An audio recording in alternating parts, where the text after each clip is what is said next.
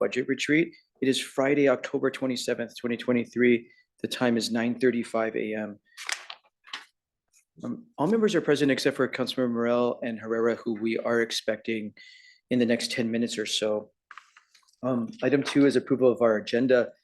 We have another full day of council budget discussion. Today focused on planning and public works, a really huge division of the county, parks and recreation services, general government, and finance and IT. So a very full day.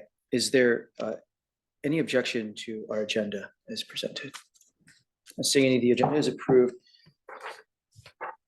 Just briefly, I really want to thank members. Yesterday was very productive. We heard a lot of very helpful discussion by all members. We heard a lot of commonality of where the council wants to prioritize resources for the next 2 years, what problems we're most serious about trying to resource.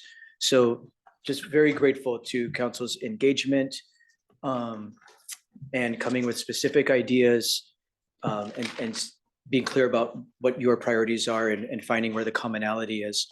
It's very helpful to write this budget together like that and to hear clearly where council's priorities are. I just wanted to sort of state the obvious before we move right into it, which is, staff is really helping us tease out where the major items are, knowing us and knowing what our priorities are, because they work so closely with us. With these memos and with these discussions, staff is helping us really focus this discussion and tease things out that really need policymaker discussion like we're doing. And it's not a fully exhaustive list of everything you might be thinking about, concerned about, have an idea about, that you may offer amendment to the budget. So I just wanted to be super clear. There's not possibly enough time here to talk about everything that you might offer amendment to. That's not the expectation. We're trying to get to the major items that need council dialogue. So there's no expectation that your amendment requests, well, in a perfect world, they would be daylighted and we would cause some conversation, but that's not practical. You're going to have ideas. You're going to have ideas and amendments that fall outside of what we talk about here. So I just wanted to make sure I state that. And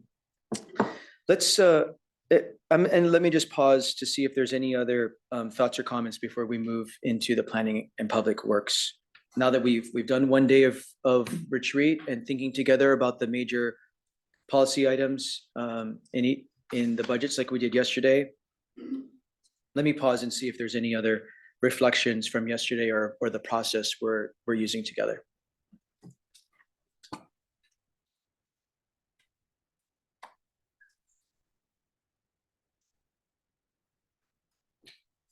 Okay, let's move into planning and public works. There's many divisions of planning and public works, and Mr. Weinsberry is going to help pull up on the screen, and the worksheets are in front of us as well, like we had yesterday.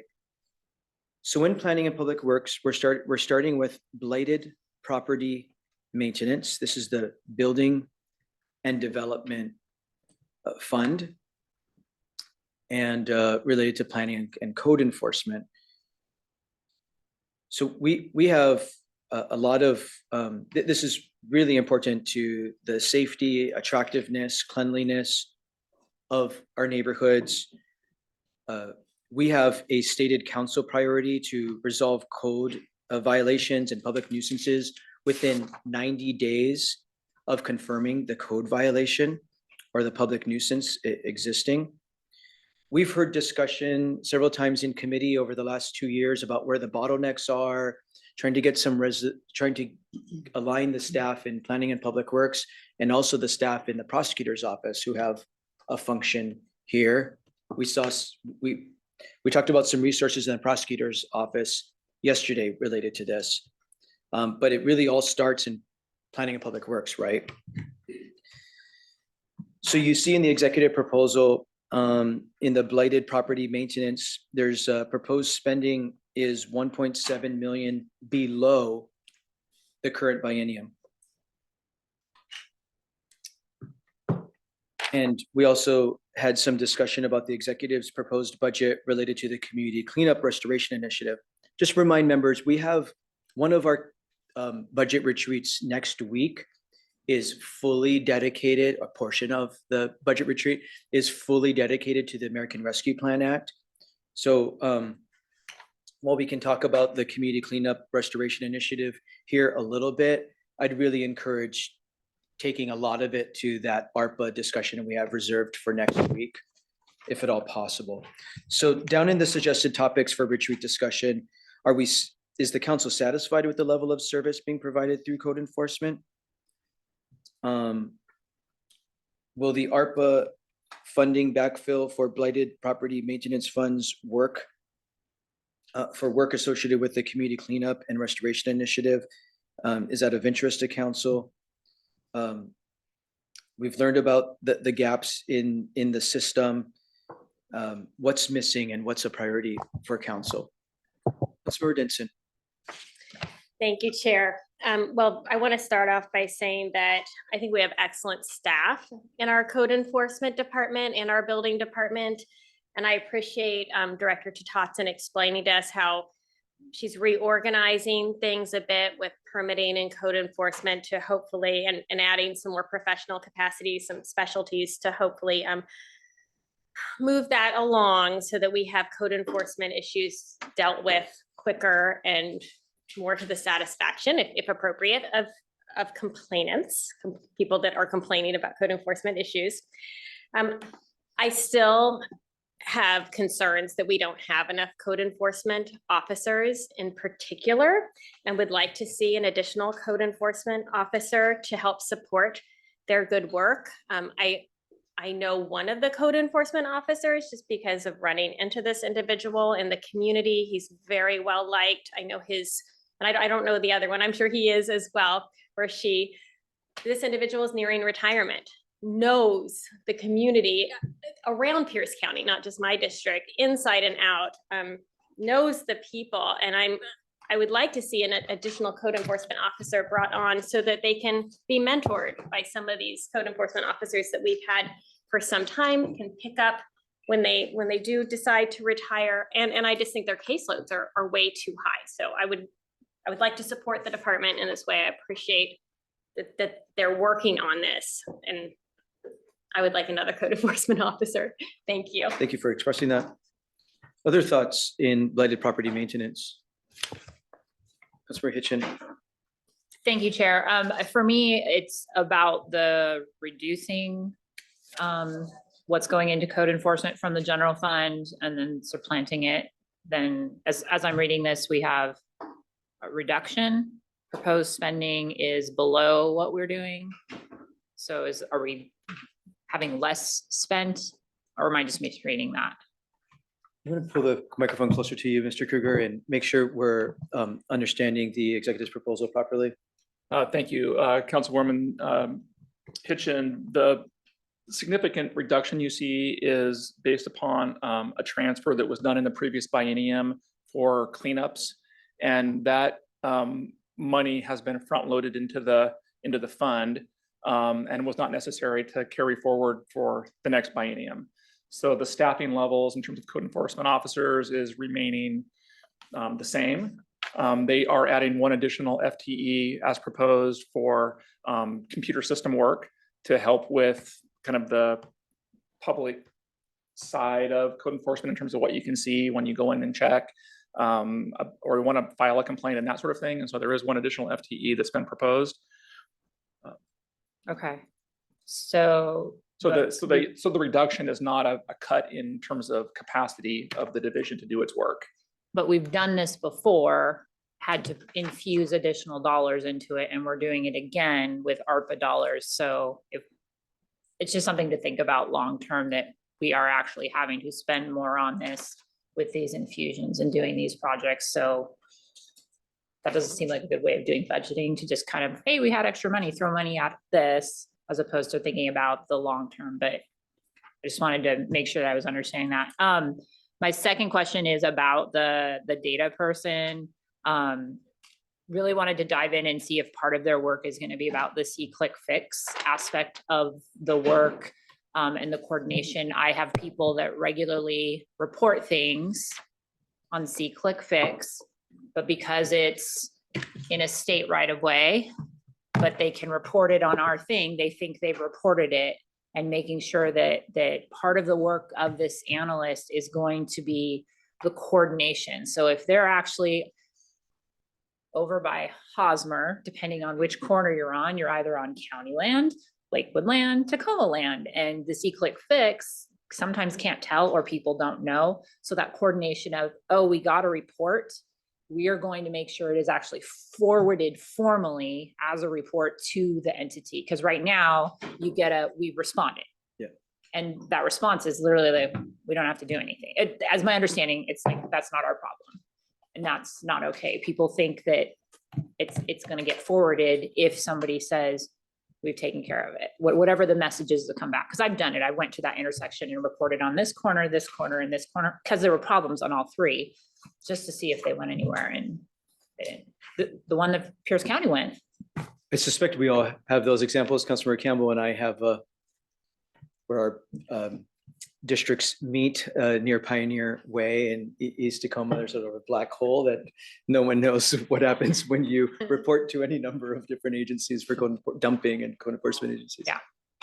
Didn't mean to interrupt, Councilman. Yeah, no, thank you. I just think that would be, I guess, and maybe that's proviso language, but really understanding the work that they're going to be doing around, and I'll think about this a little bit more, but really that coordination, especially like if we are going to be doing more work towards graffiti removal, a lot of that is on State Route 7 and overpasses and all of that state. So that coordination of the report is made, it gets to the right entity, that kind of thing.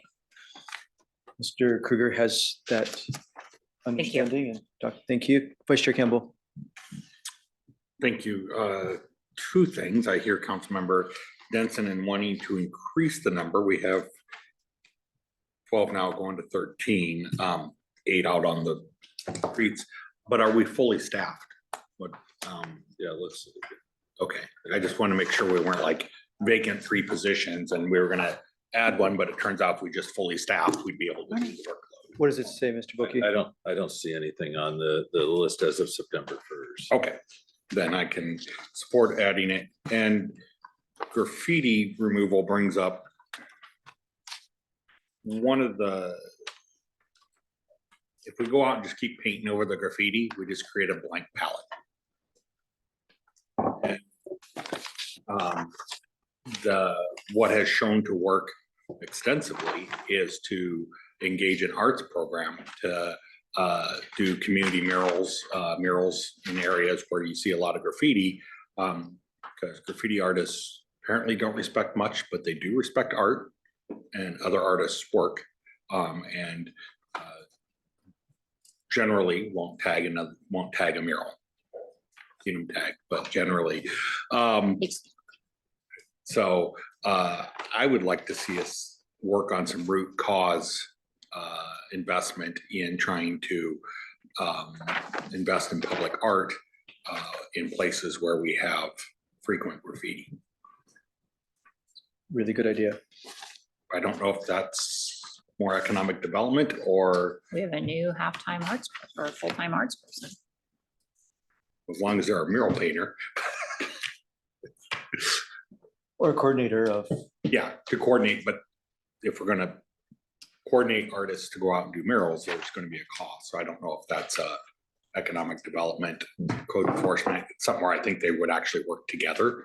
Probably 2 departments that don't work together a lot that I know in city of Tacoma, they work together a lot because when they go in and do work, code enforcement work in a business district, the economic development people come in along with them.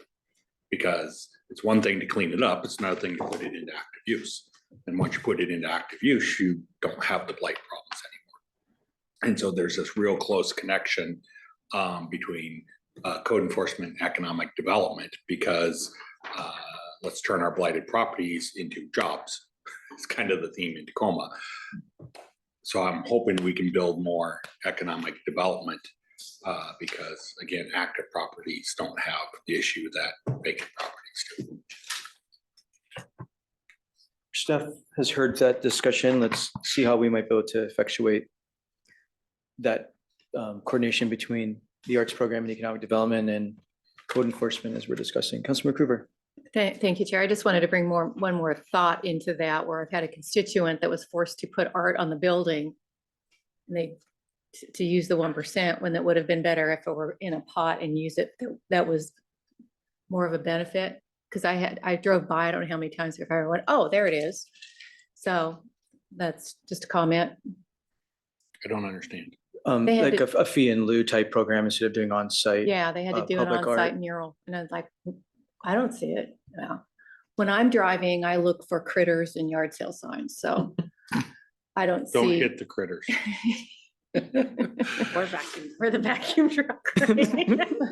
Yeah, I thought that was The the bunny horse's back? job. Well, yeah, Some their ears are people might like twitching, that. but Councilmember Krueger, you Anyway. might, when we get out of this budget, I would maybe encourage, if you're willing to look into the art program and see if there's a fee in lieu program like you're suggesting, instead of having to do on-site all the time. And create that option when it makes sense. Works in many contexts. Let's move on to building and development fund, please. The council has identified, there's a lot that goes into the building and development fund. In addition to directing funding to support affordable housing construction and capacity building there, this is where I understand the resources come for truly affordable housing projects, being able to get some of their building development permit fees, impact fees to get paid for. The dollars get transferred out of this fund for that purpose. Transfer to this fund. Transferred to this fund, thank you. And of course, there's lots of focus on ensuring we have a predictable and timely permitting system for the development community, because we know time is very much money. So the executive's proposed budget includes changes to fees, rates, and charges. And that will produce new revenue pursuant to the anticipated fee adjustments for the first year of the biennium only, first year of the biennium, a little over $1 million in new revenue. And for the development permit fee adjustments, 1.3 million of new increased revenue For the full biennium. for that one for the full biennium. So bringing ourselves down to the executive's decision packages, there's the continuation of $200,000 for affordable housing fee waiver transfers in from the general fund into this fund, $200,000. I'll just mention the Copper Way project, the first project in Spanaway, the 256 unit Copper Way project in Spanaway that we funded out of the Marine Howard Affordable Housing Act off the top.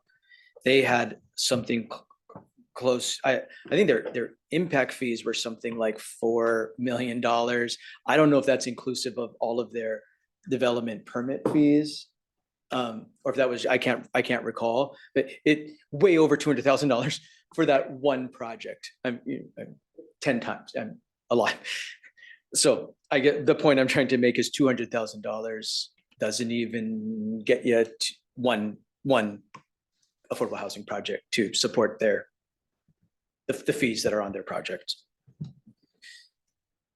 You see some of the other things noted here in the proposed decision packages. We talked about many of these when Director Tatatsin was up. So drawing our attention down to the retreat discussion, is council interested in increasing the level of funding for affordable housing fee waivers? If so, how would we do that? Because note right now, it's a general fund input into this fund. So how would we do that if there was interest in supporting the affordable housing development community? in that way.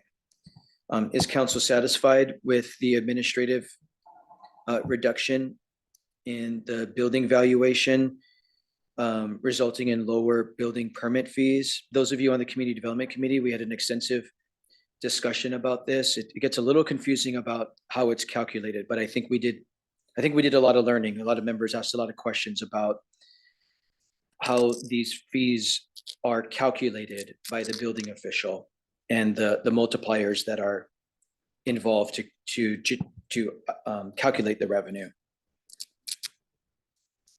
And then further questions around several land use permit applications, average 60 days to complete first review. We continue to hear from the development community that time is still taking a long time. And is there a way to further resource this to improve predictability and timeliness for the development community?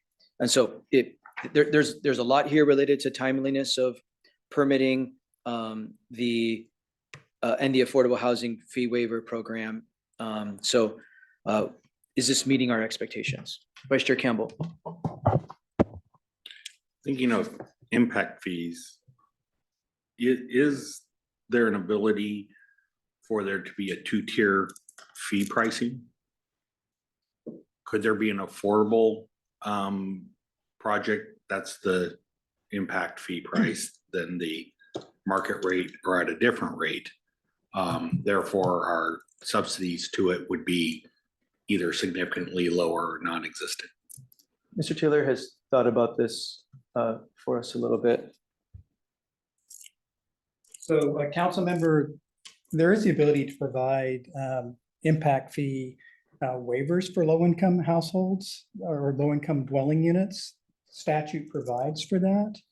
It is something that's identified within the housing action strategy as an area for the county to explore further. In the past, it's been limited by appropriation to basically replace the impact fee that's been forgiven or waived for the low income. So we've utilized general fund and other sources in the past for that purpose. But there is a path there, but the housing action strategy recommends that be explored by the county. So what I heard is I think you said waiver or reimbursement. So when I managed a community and we had homeowner assessments, we had those who qualified for senior exemptions and they paid like $50 a month, and those who were in full market rate and they paid like $75.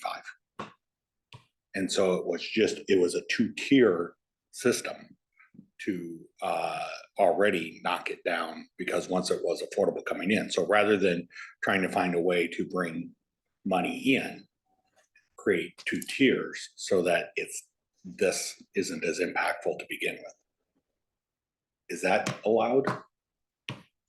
That would require conceivably you could, so right now the park impact fee schedule classifies units either as single family or multifamily. Those are the only two categories in the impact fee schedule. You can contrast that with the traffic impact fee schedule, which has dozens of different use types. So conceivably, you could modify the park impact fee schedule to create additional categories of impact fee payers. There would be an impact, right, to the collection through that program, but theoretically, yes, you could do that. It would require code modification, and you'd have to think as a council about the financial implications. Back to my point earlier about how you make up for revenue, that's the impact. Those low income units have an impact, right? They have a population that resides within that unit that impacts the park system, driving a need for facilities. And so, Assuming your end goal is to still collect the same amount of Correct. revenue. correct. But conceivably, yes, you could do that. Council has the ability to do that. I would add that there's a report coming to council soon from the Park Impact Fee Working Group. And the recommendation is regarding a reduction to reduce the impact fee for accessory dwelling units. So that is something that you're going to be seeing coming forward. I think that the council can consider your idea when the proposal shows up and potentially extend that to affordable housing units as well. Thank you. And I think when we look at like school impact fees, the thought that they'd be lower if you were building senior housing, or something that was, clearly not going to impact the schools. So if you're building affordable senior housing, your school impact is going to be pretty small. Right now, as I understand it, they'd be charged the full amount. And yeah, we got to fund the school improvement somehow, but it seems like it'd be reasonable if you were building an affordable senior complex that you could have a lower school impact fee. Again, I know that would mean kind of reworking the whole system a little bit, but rather than trying to find $10 million of general fund to backfill it, let's solve the problem on the front end. So, yeah, so one thing to note about the impact fee programs, they do have, the code provides for an alternative impact fee calculation where you can take into consideration things like senior housing that has no students being generated, and the fee can be reduced accordingly. That's been used on occasion by certain developers to accommodate that. So the code does provide for an avenue in those situations. Yeah, For seniors. yeah, that was one that came to mind. Could we, let's think through, are there other applications along that line? But again, if we can reduce the input, then we can reduce the amount of general fund support to the fund. Thank you for that. Councilmember Morel. Thank you, Mr. Chair. Within the Marine Howard Housing Initiative, can we take some of that money and put it into a fund for? We'll follow up. Good question. Could we take from the special revenue fund to the building and development fund or affordable housing fee waiver? Right, and then not use general funds to do it? Because yeah, I agree with Councilmember Campbell, but an impact of a market rate and an impact of a low-income project are going to be the same. So doing tier system, I don't know if it really gets us there. So, but if we had a designated revenue fund that we could tap into, and I don't know historically, Mr. Kruger, how these dollars have been pulled out in the past, whether it be Copper Way, whether it be Vintage or whoever. They apply to the Human Services Who've Department. applied to take that versus you reduce my parking footprint or expand my parking footprint and I won't take the impact fee reductions. Well, there's a code that deals with incentives for different kinds of projects. And so there's a whole list of different options related to affordable housing projects. Historically, when it comes to impact fees, the fund needs to be reimbursed by another source. And so when it comes to things like schools and traffic, there's always been this reimbursement obligation. Parks is a little bit different because that's completely internal to the county. And so we can take a look at that and see if there's any obligation to fully reimburse the fund for the impact fee dollars that could be lost. Okay, thank you. Thank you, Commissioner. Any other, what else is coming up for folks in the Building and Development Fund in this regard, or anything in the Building and Development Fund related to council priorities or your personal priorities? Anything of concern you heard in the executive's DP, the department's presentation, anything you want to advance that you didn't hear? Councilmember Denson. Yeah, I just wanted to note that I thought Director Totson outlined her, I think it's called the WHIP program, Mhm. right? So I think she has a plan in place to move permitting forward faster. I know I heard from the Association of Washington Builders last week that they've definitely seen an improvement. There's a ways to go yet, but that they're happy with the improvement they've seen. So I would say, I don't know that we need to add anything. I think we need to see her plan at work, what she's suggested. I mean, she's the expert on this. So I was happy to hear her plan for that. So making sure the council receives timely updates on the WIP initiative would at a minimum would be important. Without adding to her workload. A lot more work, less reports. Yeah. But yes, I'm sure she'll report, and I'm sure we'll hear from others how it's going. I'm sure she's reporting to the executives, and so she can. And it's something we hear about a lot, so certainly.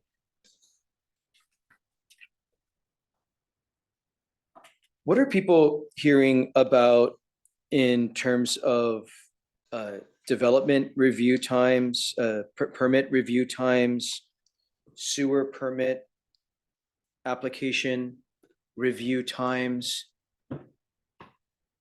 We're aware of the WIP initiative, this how to use existing resources to try to smooth things out and get more timely review. I'm just going to cause conversation one more time. Timeliness of permit, development permit review, timeliness of sewer permit applications.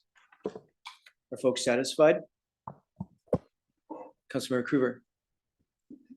Thank you, Chair. That has been a source of frustration because we don't have authority over the sewer permitting. Well, I'm thinking septic, You're thinking septics, yeah. so never mind. It's all good. Others? Councilor Morel? For me, my biggest complaint is both septic and sewer challenges.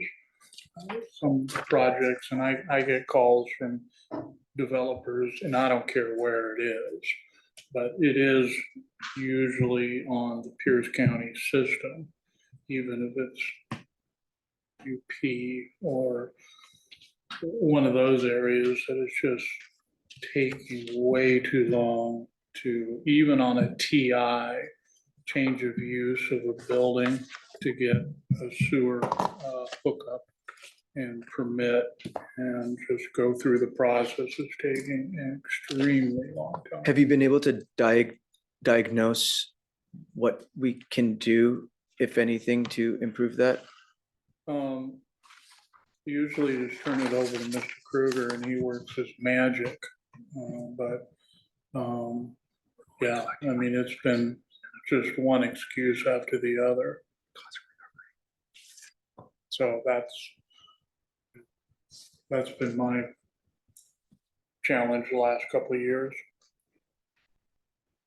Is that paid for out of the sewer fund? The cost recovery, Mr. Krueger is reminding me of the discussion we had in Community Development Committee about the cost recovery model and policy that the department currently uses to have revenue, to have the staff to do the work. And it's the current cost recovery is below 50% almost across the board, according to the chart that was presented. It's slowly ticking up, and I'm not suggesting it drastically increase overnight. That's not tenable. That's not what I'm suggesting. But Councilmember Morel, I think this could especially use a little bit more of your thinking and diving into some of the information we have from the department to see if there's a plan to incrementally head in a better direction so that there can be timely permit review. We can't flip a switch and do it all overnight, but can we head a little bit more incrementally over time? Councilmember Krueger? Thank you, Chair. I recalled a few businesses. I have one that was over 10 months before they could get their sewer connection going because there was trying to be coordinated with, I believe, the Liquor Control Board and the Health Department and whoever all was into that. And it's questionable that his business will survive at this time. He had to invest another 40 or 50,000. And all that was before, while he waited over 10 months to get an occupancy permit. And then another business that's been like a year, I was watching, they had purchased an older restaurant and all of the rules and regulations that were going with that to coordinate with health department, sewer, and whatever all is involved in that. And I think he had to tear everything up, put in different soils, and there was no way for him to know these things or indications that, the grease traps, that was an issue with both of these restaurants. And so I don't know the viability of either business at this time. I also had a few years ago, a person who purchased a restaurant and they were hooking it to the sewer, and the information on file had the stub out or whatever it's called from the road. And they dug to that. Well, it was wrong. And so they didn't meet up. And so there was another expense to do that. And, they wouldn't allow him to waive the fee. When someone reports something wrong, it is what it is. But I would think there should be some grace in here somewhere with our constituents. It's more important that they stay in business and generate revenue than create financial hazards for them.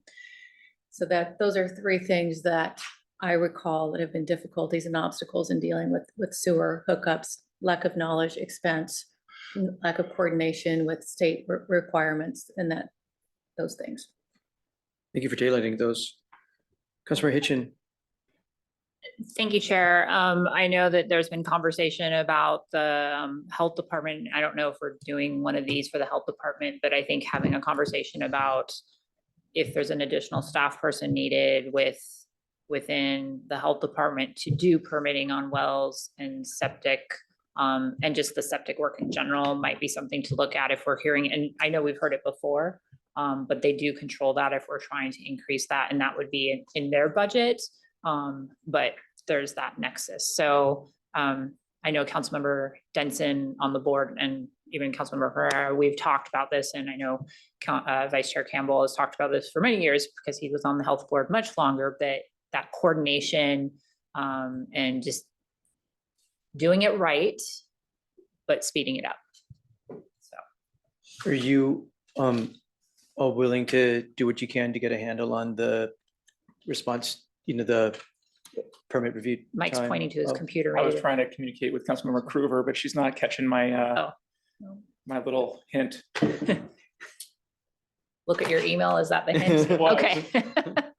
So, Staffing and yeah, right time. we've started that conversation, and the direct ask of how do we do better around the supervision of septics, and then what would it take to kind of increase their speed? So we'll continue the conversation, see what that looks like, but just wanted to daylight it since definitely connected. Thank you. Councilmember Krueger. Thank you, Chair. And just to highlight a little bit more on the septic, in that they are working on the self-certification for own homeowners, so that at least one expense that they're not hassled with. And I guess that's not really something that we can help to do a proviso to help them get that program going, but they are researching that. And Councilmember Denson had mentioned that they are working on it. We are. Shouldn't take long. We can request whatever we want to request. We can. Well, it's been requested. And Sometimes they're working it. They've been very. And I'm positive excited about they're working it. it. Yeah. All that power, huh? What else is coming up for folks about the Building and Development Fund? And this is a really important to our growth of our county.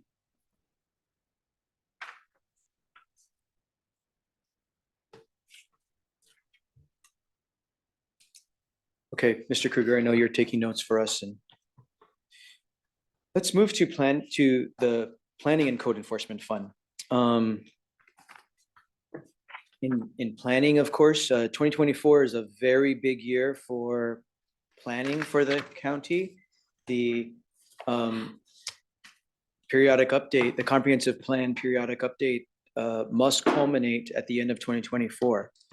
We've been working on it hard for a couple of years already, but it really, really kicks into high gear in 2024 very publicly, and must be adopted by the end of 2024.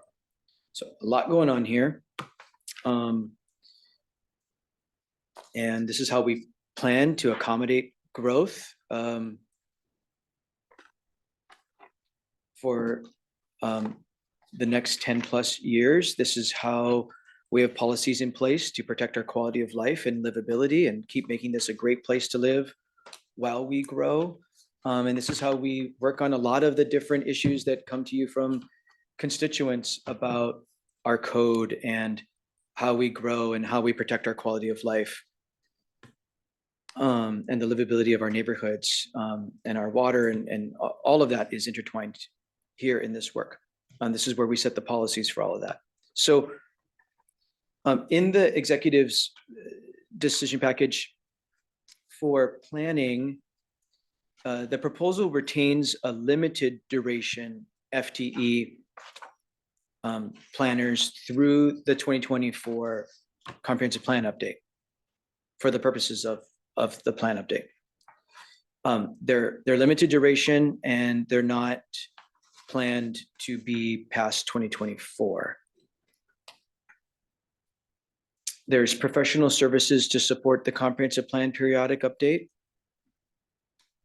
But there was a request from the department that was not funded in the executive's proposal that I think is causing some of the friction between the legislative branch and the department about some of the expectation of the work that we have for them in this big update. So that's the second box there in the table.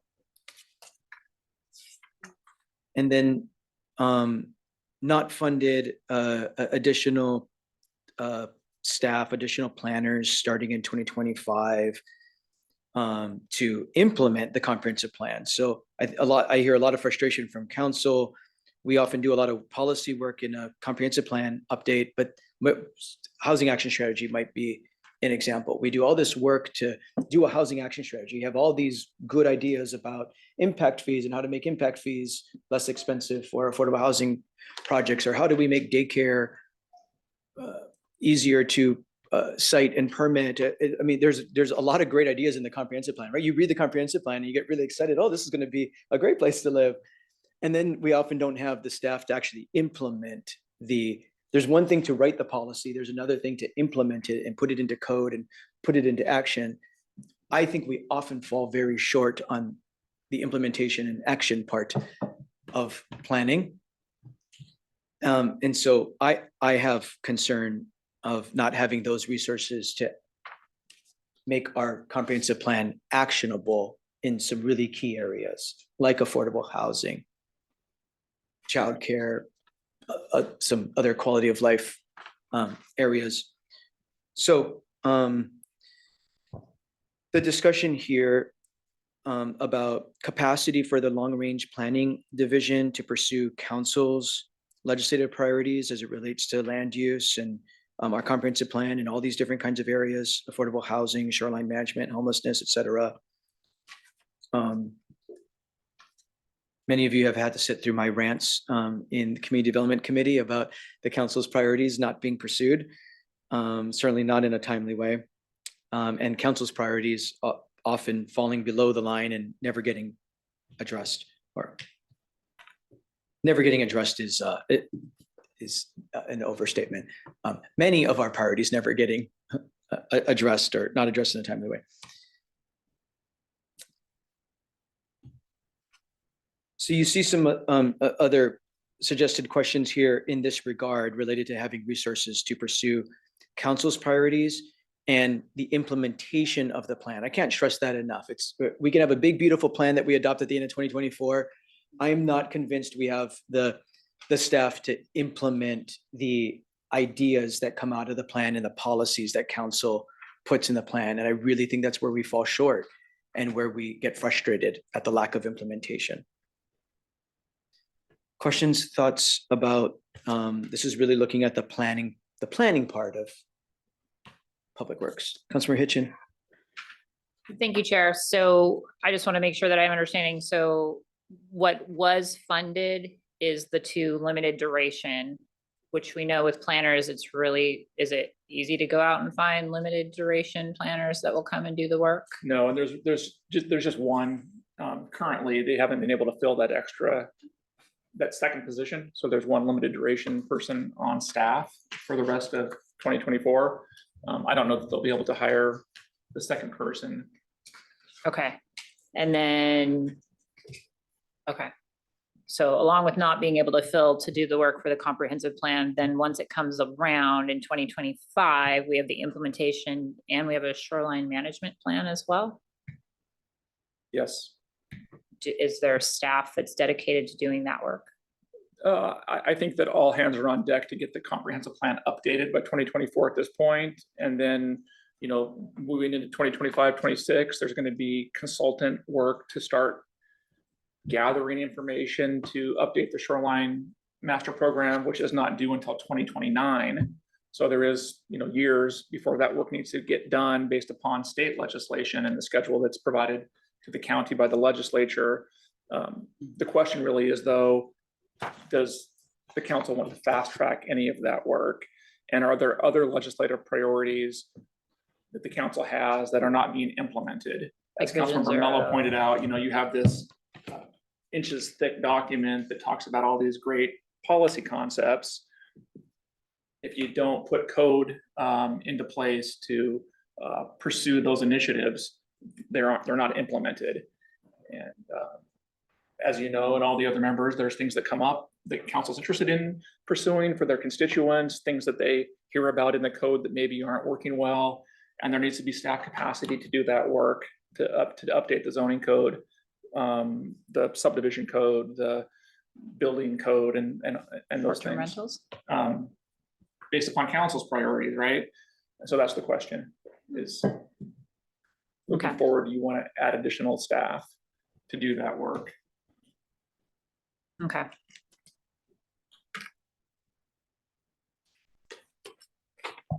So if we, so the two that are not funded would not be two, well, in theory, it would be maybe taking the limited duration and making them full-time.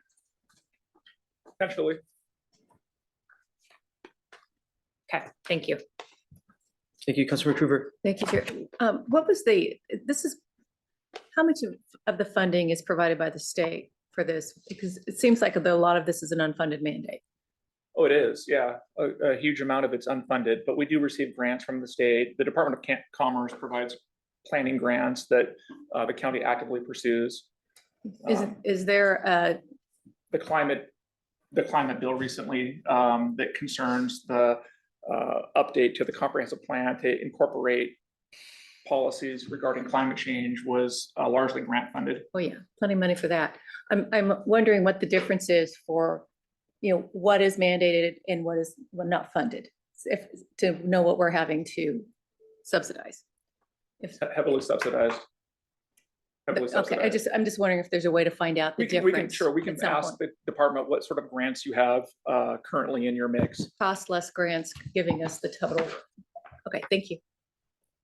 Thank you, Chair. Thank you. Any other thoughts here in planning? Councilmember Denson?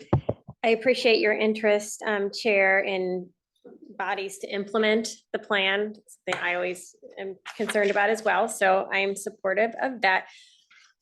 Could you remind us, was there resolution to the issue that we were interested in having, and I can never explain it, about the shorelines and what we're doing with the comp plan, and that lining up with what we're gonna be doing in the shoreline management plan?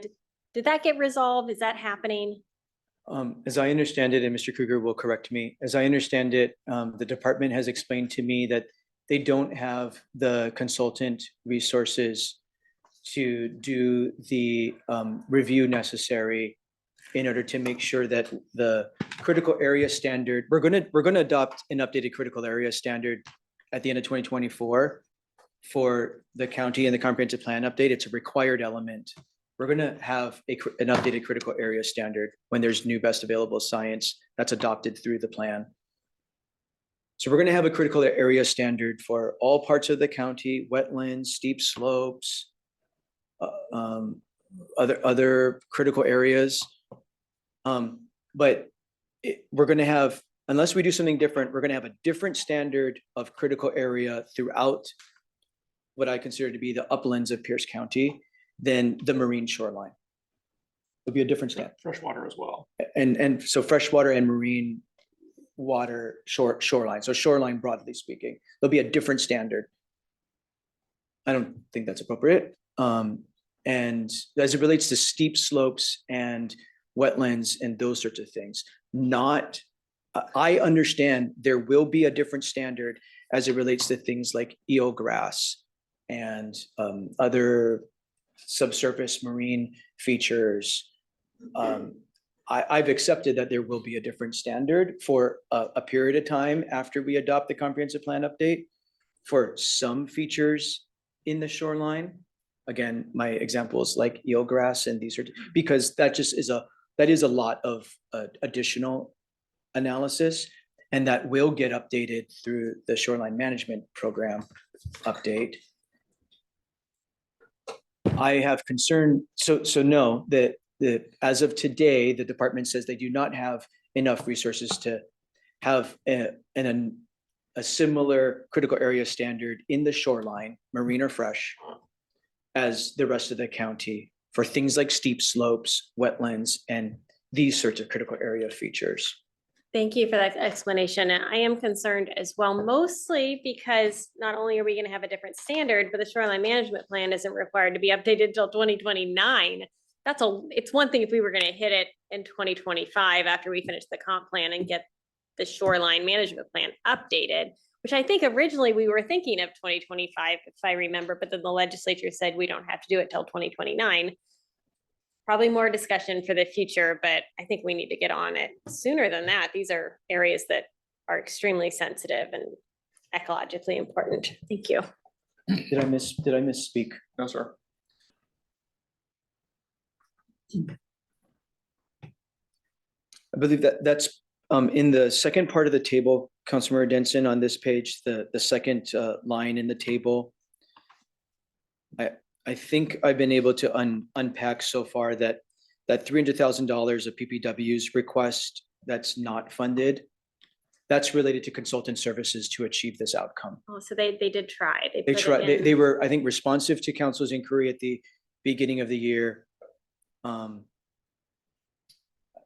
get there's only so much money, so. Right. Well, thank you to PPW for trying, for hearing us and trying. I think they've said this is what it's going to take to be responsive to council's priority. And so that's what it is. They would need an additional 300. That's what I understand for the consultant services to make sure the standards, that because they have to do the environmental impact statement, it needs to be considered in this regard in order to have the findings of fact and substantiated information in order to adopt a standard in the shoreline that is analogous to the critical area standard elsewhere in the county.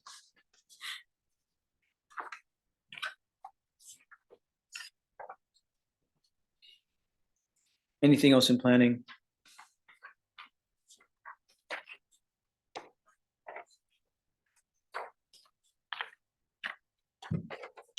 Okay, Mr. Kruger, thank you. We're going to see Mr. Kruger again, probably in the afternoon. Or maybe later this morning. We'll see how fast we go when he comes back to do parks with us. We're moving to other sections of planning and public works, and we are moving into roadways, ferry system, and airports.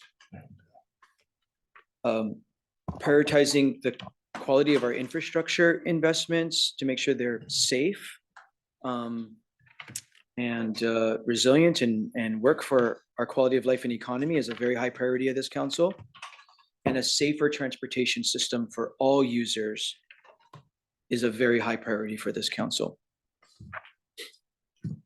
So the table tries to summarize, there's a lot of it. This is not a fully inclusive list. As a reminder, there's a lot of backup material in the digital packet and the executive's proposal. This is not meant to be all inclusive.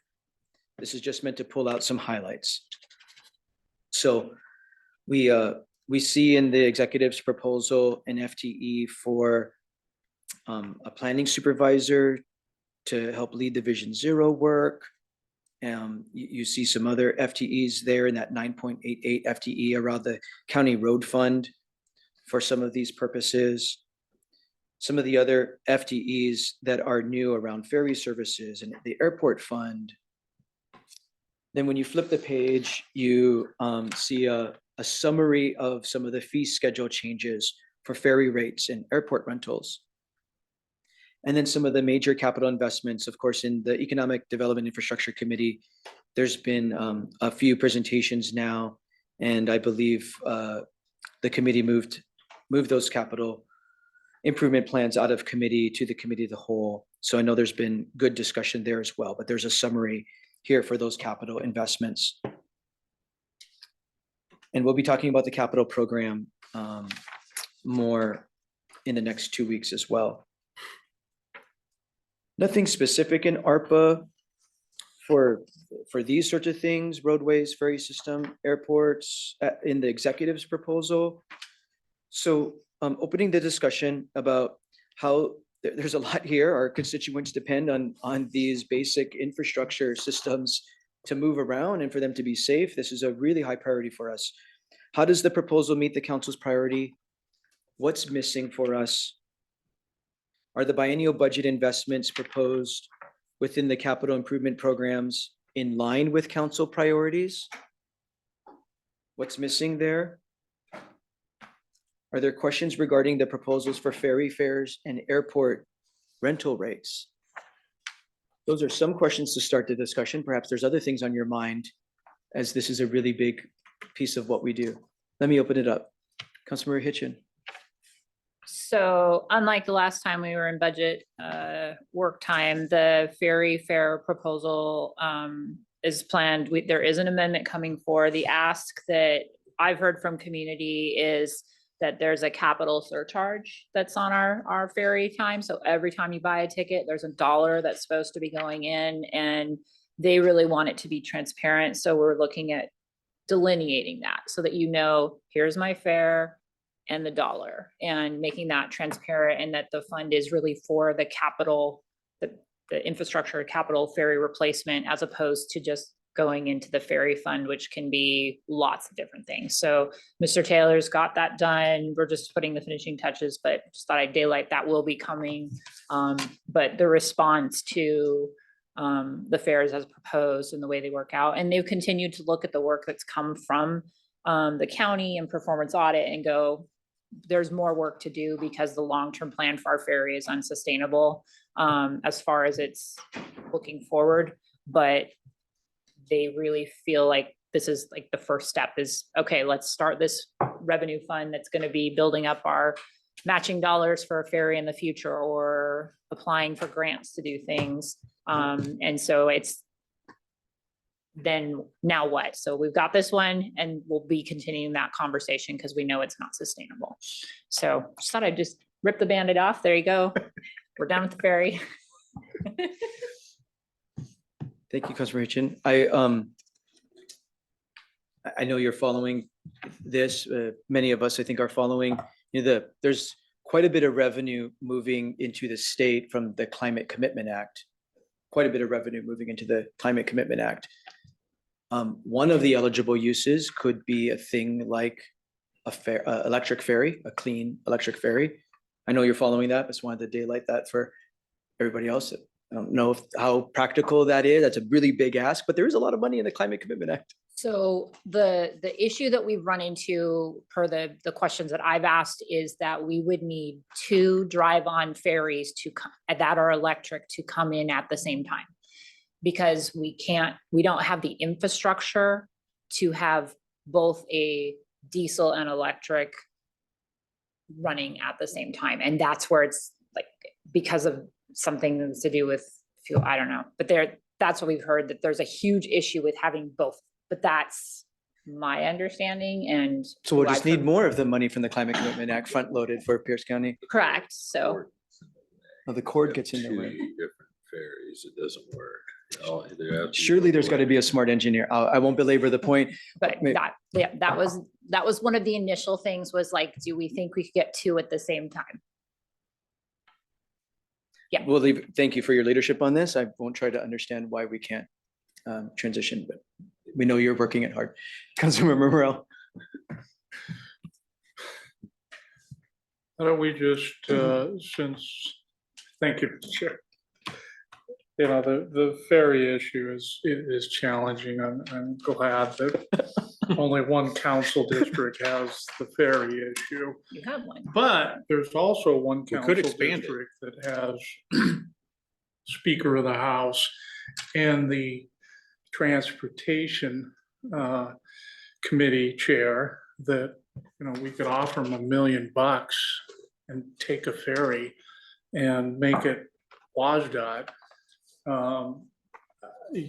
But, you know, obviously the ferries, no matter where you're at, it's a losing cause as far as maintenance go. And as someone who just bought a boat, I think I'm crazy. Yeah, I'm questioning your The sanity. minute I bought the boat, it started to fall apart, but, you know, salt water does that. So anyway, but hey, you know. We still haven't gotten an invitation, by the way. Yeah, I just learned some new boat jokes last night, but anyway. The issue on the ferry is, I know WASDOT just did a rate increase on their ferry system.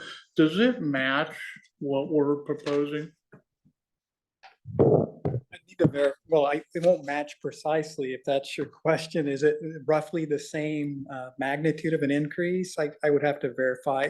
I will say that our ferry fares have been generally in line with the State Department of Transportation's ferry fares for similar routes. And I expect that's still the case, but I can verify. for you. Yeah, I just heard about that the other week, that they were doing a rate increase. They are. The airport rental rates, you know, I understand why they're attempting to do it, to bring it in market rate, whatever market rate is amongst airports. But I'm a little concerned about the 15% increase at Sunfield for the hangars. Seems to be a large amount, where other hangar rentals, but narrows are only going up 5%.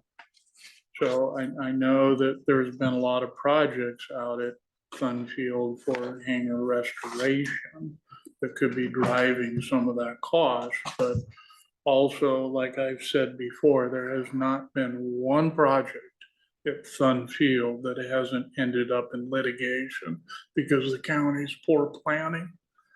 So, and the hangar doors are the latest, they're all saggy. So, someone missed the boat on design standards on plane. that one. So I'm a little concerned about that, but I'll take a look at that. So I think that's all I got. Thank you. Thank you for investigating that for us. Councilmember Krueger. Thank you, Chair. I have to question the value of the commute trip reduction for two full-time. That was started back with Gregoire when she was governor. So we have years of experience on it, plus it has been continued through all of the other governments. And to add to, I don't know if they'll can reduce enough to make that value where those dollars could be better invested elsewhere. That's thank you for raising that, Councilmember Krueger. As I understand it, it's a transfer from one fund to another fund. So it's not an additional, a net new two FTEs doing commute trip reduction. It's a moving from one fund to another. From the solid waste. From the solid waste fund to the county road fund. So it's not a net two FTE, it's just moving the fund source. We have to do it because of the size of, as I understand it, we have to have a commute trip reduction program because of the size of That is correct. organization we That are. is correct. And there are some grant sources that. Right. This program is largely grant funded. And so what the budget proposal is doing, it's moving the grant funds and the staff from solid From one waste. to the other. Okay, Correct. I missed that. Thank you. There's a lot more, there's a lot to track. There's a lot more detail in the supporting information. Easy to, not easy to do.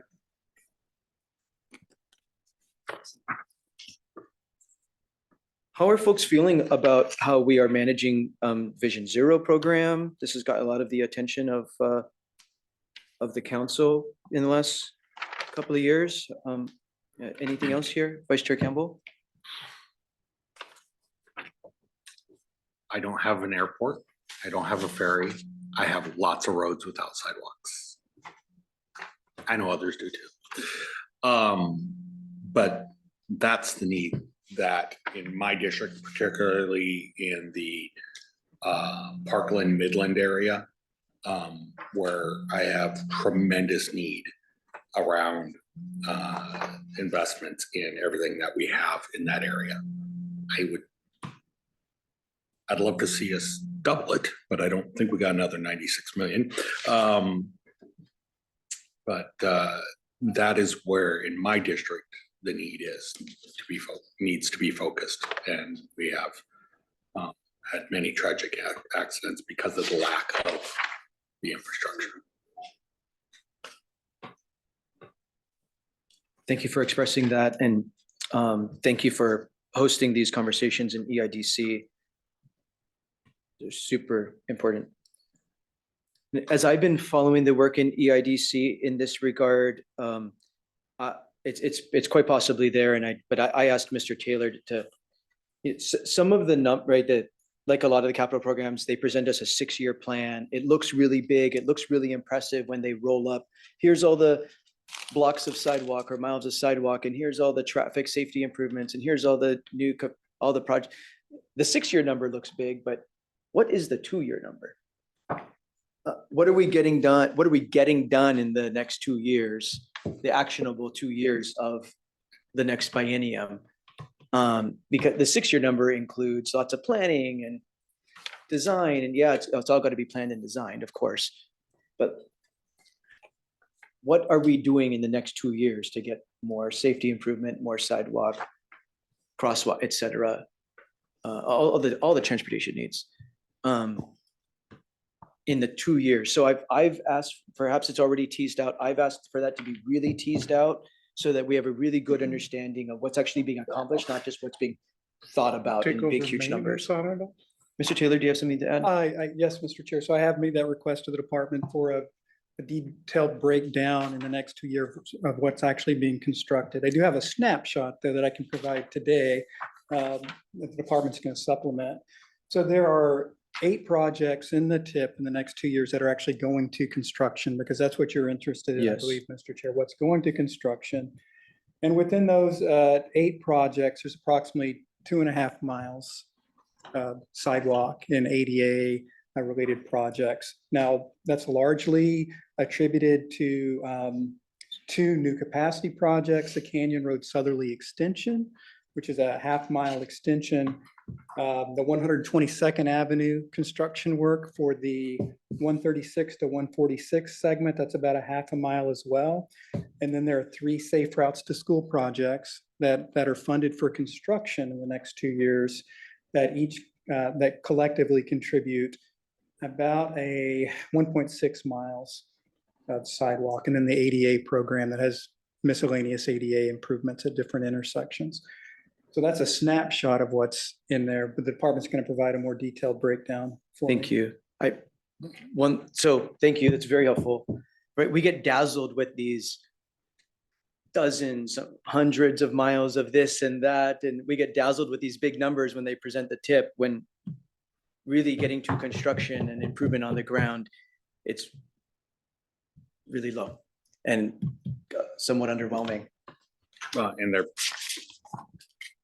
And they're focused in, I mean, it's underwhelming because half of it's in Canyon Road Southerly, the other half's 122nd, and then there's a few other little drops. So where we're seeing, they're coming into new areas, but where we're already seeing lots of accidents and stuff, that's not where we're seeing the investment coming. And, you know, And just one footnote, those numbers are just the length of the segment. So a sidewalk could be on both sides of the segment. Right. Okay, so just for clarification. so as far as sidewalks where kids are already walking to school and they don't have a sidewalk, we're still not getting there. We're not changing the hazardous situations that I see in my district where we've had multiple youth killed alongside roads. And adults. And what? And adults. And adults and bunnies. Doggies. So it's I'd like to find a way that we can not to go back and a plan to address the deferred maintenance, that which didn't get done, instead of just waiting for new projects to come in. I think the next thing's up is broadband, and again, I don't think any of that's in my district because it's all outer district, which is fine. These are all things that need to get done. But then the needs I have in my district aren't getting prioritized. And I don't really like getting parochial, but when we get to this one, where some of the largest dollars move, it doesn't move into the center. Thank you, Vice Chair Campbell. Councilmember Krueger? Thank you, Chair. I think I feel your pain, Councilmember Campbell. My question is, I've addressed it in the past as far as the priorities and where you see sidewalks in an industrial area that nobody walks on versus, is there anything that has changed in the code that can redirect or where the developer can have a sidewalk placed elsewhere in lieu of, where 3 or 4 people or 15 people use it? So what the Councilmember Krueger, I believe, is referring to is essentially like a fee in lieu of program, where a developer that might be required to build a sidewalk in one location, like an industrial area, is able to contribute to a fund that constructs sidewalks elsewhere. There's nothing in the code currently that permits that, so there hasn't been any code changes to provide that kind of a option for the development community. Is that something that can be done, or are there obstacles to getting that done? It's something that can be explored. I mean, any type of development requirement, there has to be a nexus to the development itself, the impact of the development. So that would be something that would need to be considered. So would it be likely that a school district that it is in and is in need of sidewalks, that would be a good enough nexus to create a program to help fund that? I would say that we would have to explore it a little bit further. I mean, it just depends on proximity, for instance. So if you're talking about a development, industrial development in Frederickson, paying a fee in lieu of sidewalk construction that would benefit a road with a school miles away, there might be questions about the nexus between the two. What is the impact that payment is offsetting from the industrial development several miles away? So that's something that would need to be explored. And then to do that, it would require a resolution or something to direct? A resolution by the council initiating that review would be how we would typically do it, how the council would typically do it. Okay, thank you. Thank you, Chair. Thank you. Councilmember Morel? Thank you, Mr. To follow up on the sidewalk issue, I know that when we build capacity within our infrastructure system, the design standards is we get sidewalks, curb and gutter. Okay, that's one way of expanding our sidewalks, is looking at more congestion relief projects. In my area, it's more congestion relief than it is technically safety, as far as, and that's one of the things that some of the disagreement I have with safety being number one, when congestion relief brings safety with it, when we expand a roadway like 122nd, because that's the only opportunity we have to do it, because we just do not have the dollars to say, I want to put 10 miles of sidewalk between point A and point B, short of taking a look at the suggestions that the TAC had for increasing revenue into the road fund, which is increase the levy amount and lift the lid on it, and then designate those or put it out to the voter and said, with this increase, we'll give you 50 miles of sidewalk, and this is where the sidewalks will be. But also the fact that it's a domino effect, because once we change the shoulder, we change the water quality issue and the storm runoff. And I'm just curious, because in the Spanaway area, they did all pervious concrete sidewalks, miles of it. Is putting in pervious concrete less costly for water quality issues than putting in standard non-pervious sidewalks. So that's a question best suited for the engineers. My understanding, I guess one of the primary benefits of using pervious concrete is that it reduces the need for right-of-way because it's infiltratable surface. As long as the water quality elements are able to be met, then the physical space needed to accommodate the sidewalk doesn't also need to include a stormwater pond, right? So there's a land savings associated with that. There are maintenance costs attributed to pervious cement, so there may be a longer term cost in terms of maintaining the surface, but it's something that we can get a more informed explanation from the department on in terms of the comparison of cost benefit of traditional concrete sidewalk versus a pervious treatment. That's something I'd like us to Okay. do. Yeah, if you could do that, I'd be interested to see if it's 50% of a non-pervious surface or wherever it lies. Obviously, I've watched the ones along 176, and if they're used for sidewalks, other than maintaining the water penetration, I haven't seen any damage whatsoever caused. It's low impact versus the streets, which they haven't perfected that enough. And Shaw Road is one of those situations, and Jallop's done it in a few areas, and it's been a horrible failure as far as using pervious concrete for roadways.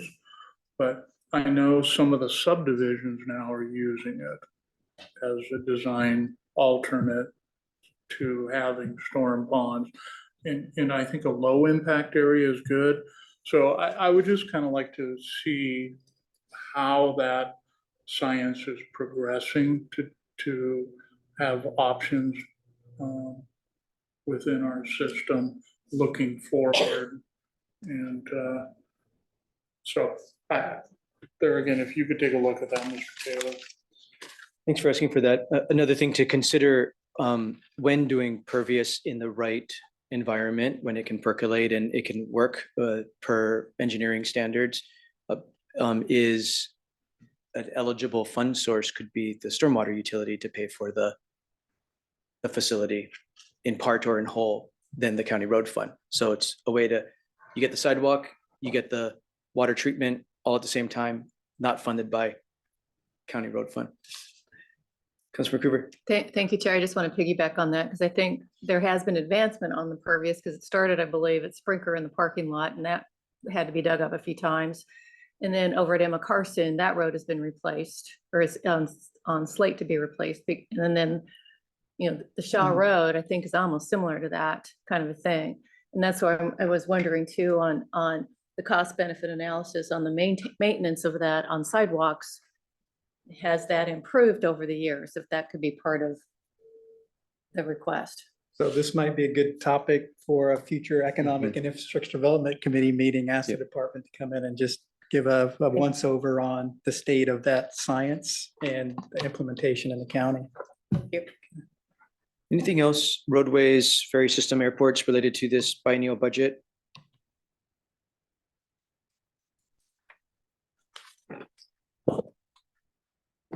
Okay, we're at Planning and Public Works, Utilities and Broadband. So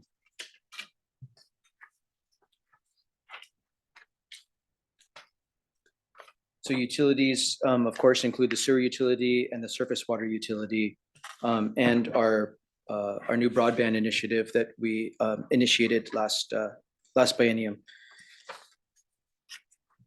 So the decision package proposed by the executive has 7 FTEs in the sewer utility, includes an interfund loan to expand water utility and proposed sewer rate increase. Mr.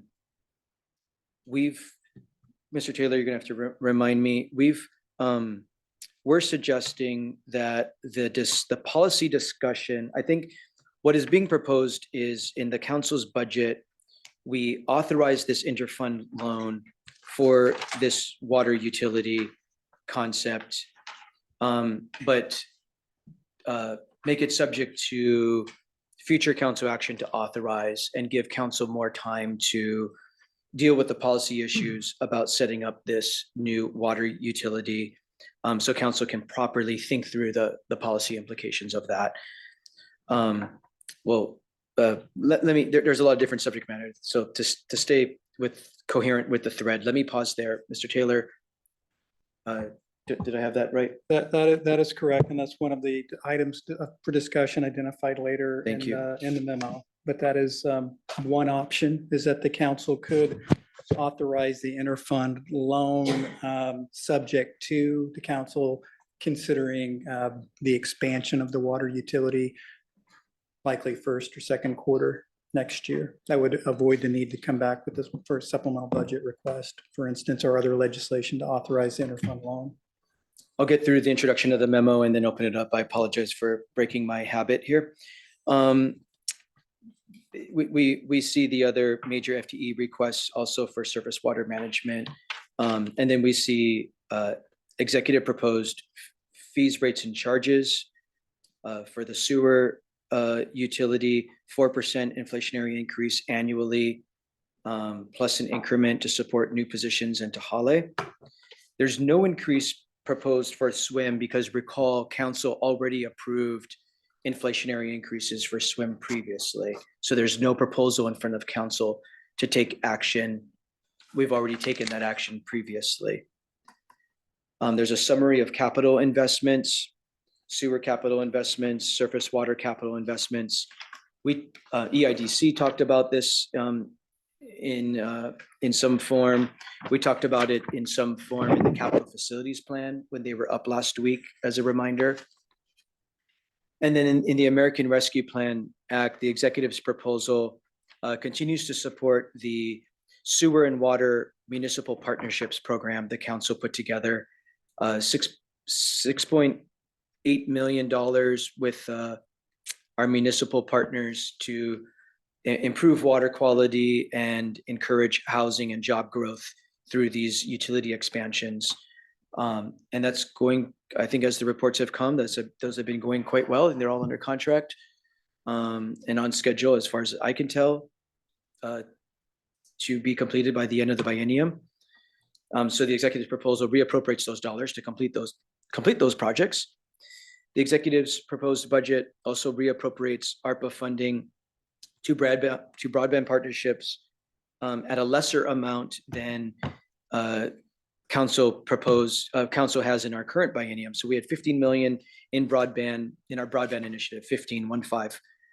This proposal has 10.28. Some already spent. And so the reappropriation is a reduction of 3.7 million relative to funds appropriated in the previous biennium.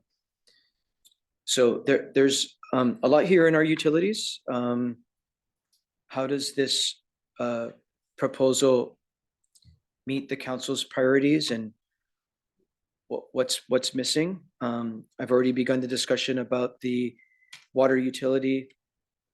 And what are we thinking about the infrastructure investments as proposed and the programmatic areas? Of course, a lot here with these utilities and broadband. Let me open it up. Councilmember Morel. Thank you, Mr. Chair. On the water utility, I am kind of concerned because one of the projects is the Narrows Airport.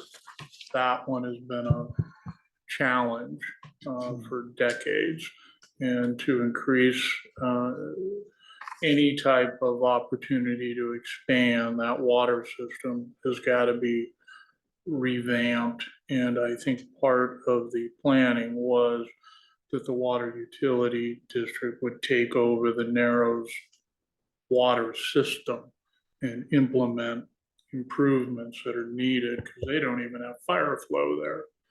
And so they're working off an old well.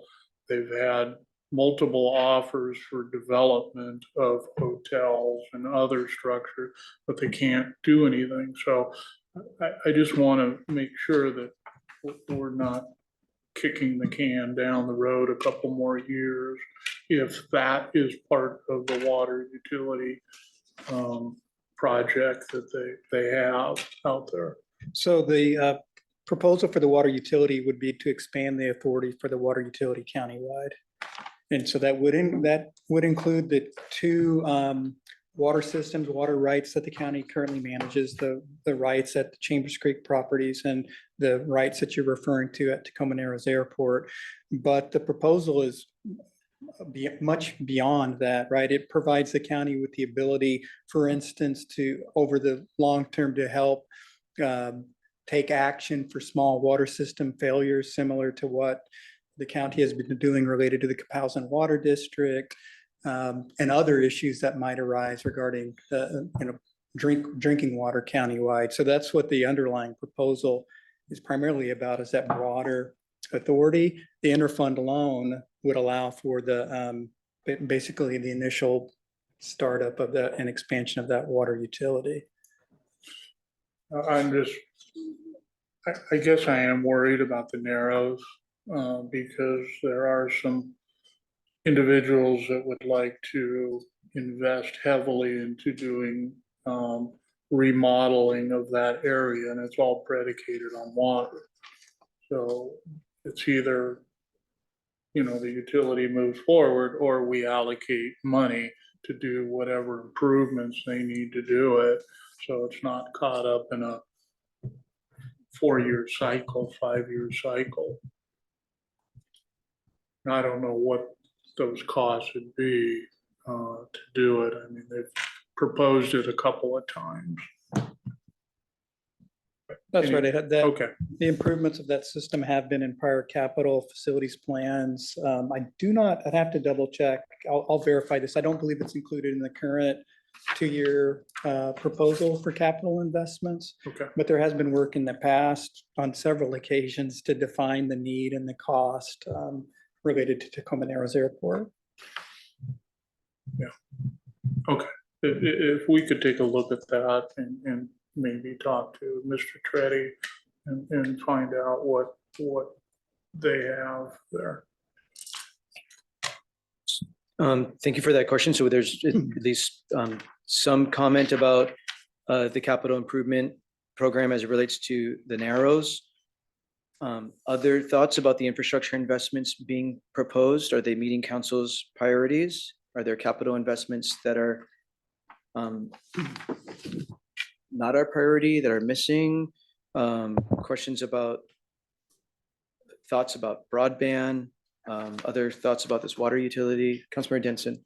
Yes, thank you, Chair. It will come of no surprise to anyone that I would like to see the return of at least a couple $1 million of the broadband funds back into that program. I know that the department has been working hard, and Mr. Taylor and I have also been working hard with constituents, reaching out to Comcast and Astound and Kitsap Public Utilities and looking at all options. And I'm very confident that we could get another project underway somewhere in the county with the remaining funds left, because there's not a whole lot of funds left anyway. And maybe Mr. Taylor can let us know how much is left, and if we could bump that up so that we have a total of 4.5 million left. I'm very confident we can get at least one more project done, maybe a couple smaller projects. I know the department is looking at the criteria by which they evaluate their incentive grants, so to make it easier for some of our private partners to be able to partner with the county and get these things done. Are we, you have spent a lot of time thinking about this for us. Are we confident that the department has the professional services and consultant services No. they need to project manage such a thing? No, and they've got excellent staff working on this that are passionate and very, very good at their job. But one of the things that I would like this money to be able to be used for is some capacity around grant writing, because it's not only these ARPA dollars, there's dollars available through the federal government, as we know, that are coming through the state. we could use some more grant writing assistance in there, but also for program management of any projects that we get going through our ARPA funds. So as a reminder, one of the decision package items was a request by the department for funding for 2 FTEs for a program manager and grant coordinator. That was not an approved decision package. And as a reminder, the prior biennial budget or this budget for this biennium 2022-2023 included funding for those positions. However, and the department did attempt to recruit for those positions in early 2022, wasn't successful at that recruitment, but that is in the current, that's referenced in the current biennium's budget, those 2 positions. But I think one thing we could look at doing differently this time is instead of having a temporary position, do more of a contract position. And I know that there's a number of people that we've interacted with in our broadband efforts that might be willing to come on for 6 months or a year and really get these projects moving and help us make sure that we're taking advantage of the funding that is out there. So more of a consultancy than Yes, trying people to that find don't the want to work person. full-time for the Yeah. county, but have these capacities and then the connections and know how to put these projects together and that can help our excellent program staff. Mr. Boki?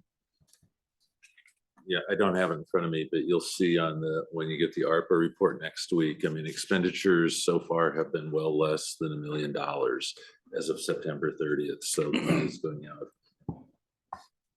Given that you've got $15 million budget, extremely slow. So anything that would help move those programs along. But I can say that we've got 2 projects. Yes. One is under contract and is Correct. on schedule with Comcast. The other one, have they signed the contract? I know it was imminent. So we're moving. So the last report from the department on the broadband program and committee indicates about $8 million is obligated at this point. That includes the Comcast Key Peninsula North project that Councilmember Denson just referenced, as well as the Astound partnership. Collectively, those 2 projects will deliver service to about 2,500 addresses. So significant impact. But takes some time to construct, and you see the money going out the door in terms of reimbursement of costs. But about 8 million is obligated at this point in time in that program. Thank you. Councilmember Coover? Thank you, Chair. I just have to echo the need for that. My situation is a bit different. I have not been apprised if the Nisquallies have been able to reapply and get the grant that was planned for, or how any of that is working out. So So in the Nisqually area, that's the Astound incentive project. That's about 1,800 addresses that would be serviced, funded in part by the Astound incentive agreement. The grant that you're referring to, that the Nisqually tribe was seeking from the Washington State Broadband Office, as you know, was made the funding approval threshold, but was below the line of available funding. And so that grant is, county did not receive that grant. So that for all practical purposes or this tribe did not receive that grant. So for all practical purposes, that grant opportunity is no longer available, but the benefit that would have been provided by that grant is largely being captured by the Astound incentive program. So the county's pivoted using incentive funds with Astound to bring service to that same geographic area that you're interested in. So the Ashford LB geography, Roy geography. okay, thank you. Thank you, Chair. Councilmember Morel? Thank you, Mr. Chair. I appreciate the excitement and zeal on broadband, but as I think we all know, it's been a very slow slog, very complicated. And you did, Councilmember Denson did make up an issue. There is tons of federal dollars and state dollars available. My concern is if we're going to, because I assume based on the exec's budget that the ARPA dollars have all been shifted around. And if we take 3.7 million and put it back into broadband, what does that do to one of the other allocations? That's what I'm more worried about. In my area, you know, I got no geographic equity on this. So, you know, I think there's, I would like to know what the impact would be if we were to retain the 3.7 in broadband. So those are my comments. Thank you. Thank you. Councilmember Hitchin. Thank you, Chair. Is the remaining dollars planned for a project already, or is there something in the works? Because there is some left in the broadband amount. That's correct. So if you look at the executive's budget proposal, there's approximately 2.1 million available for new projects. So So that's the 10.27 million reappropriation minus the roughly $8 million in obligations. That's the remainder, approximately $2.1 million available for new projects. So I'm wondering with the short timeness that we have with this, would it be better to create a system where we're bringing in people to do that very intentional contracting, like go and, not contracting, grant writing, getting somebody to come in and go after the federal and state dollars that are being thrown into this, because we know there's an end date on that. So keep not taking money from broadband. That's not what I'm saying, but using that money to bring in the people to finish up the work so that we are ready to apply for those grants as they come up over the next 5 years. Because I don't know what project we get with 2 point whatever is left. And I don't know that there's funds to move. I mean, I hear you. I don't know that there's funds to move around. So if there's not, would it be better to say, okay, if we can't bump it up, let's at least make sure we're spending it on some people to double, triple, quadruple our dollars because we're going to apply for these grants and get them.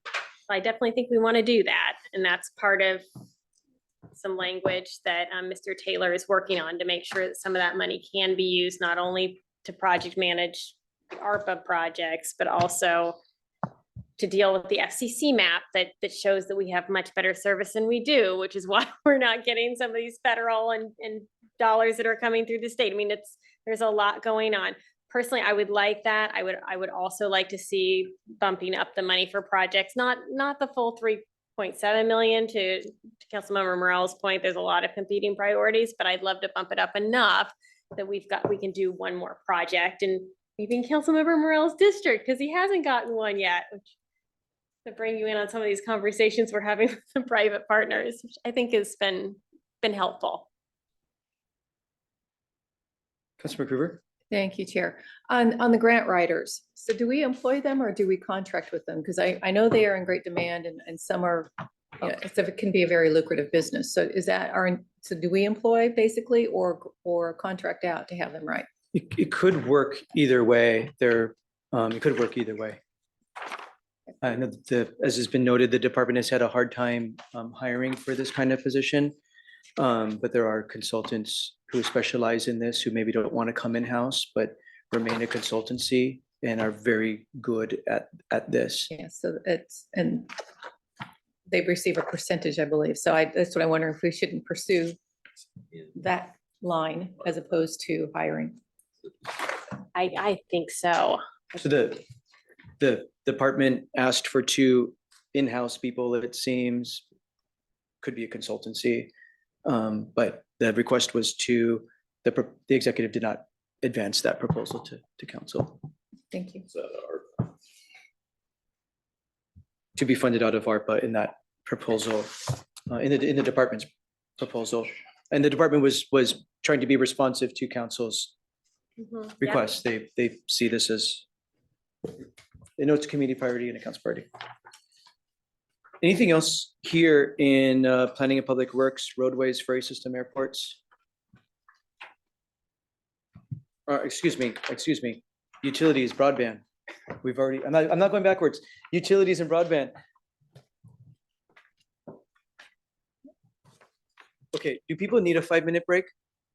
Let's do a 5-minute break, Mr. Krueger, if you're listening. We're gonna come back and we're gonna attempt to get through parks before lunchtime, or a lot of it through lunchtime. Just if we can get through this to get our staff working on this budget before the end of the day, that would be great if we can keep moving at a good clip. So we're gonna come back in 5 minutes to take a 5-minute break. Okay, welcome back from the council's morning recess.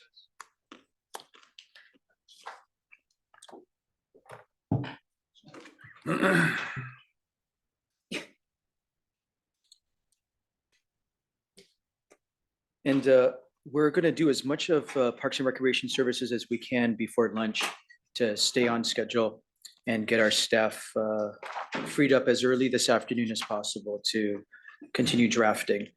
So we're at Parks and Recreation Services, and first up, we have the Conservation Futures Capital Fund. We got Conservation Futures Fund and Conservation Futures Capital Fund. We had discussion with the director when she was up here about conservation futures.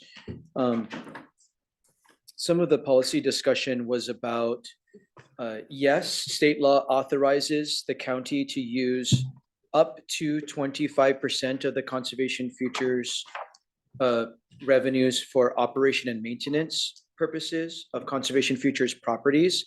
Yes, that's an allowable expense. Is that what council wants to do with these dollars to use? Right now, the department is maxing out that authority, using 25% of conservation futures fund for operation and maintenance. And does the council support funding recreational programming, in this case at Meridian Habitat Park, with this funding source? And so those are some of the policy questions, but if there's anything else related to the budget and conservation futures, that's where we're starting with Parks and Recreation budget here. Thoughts on that?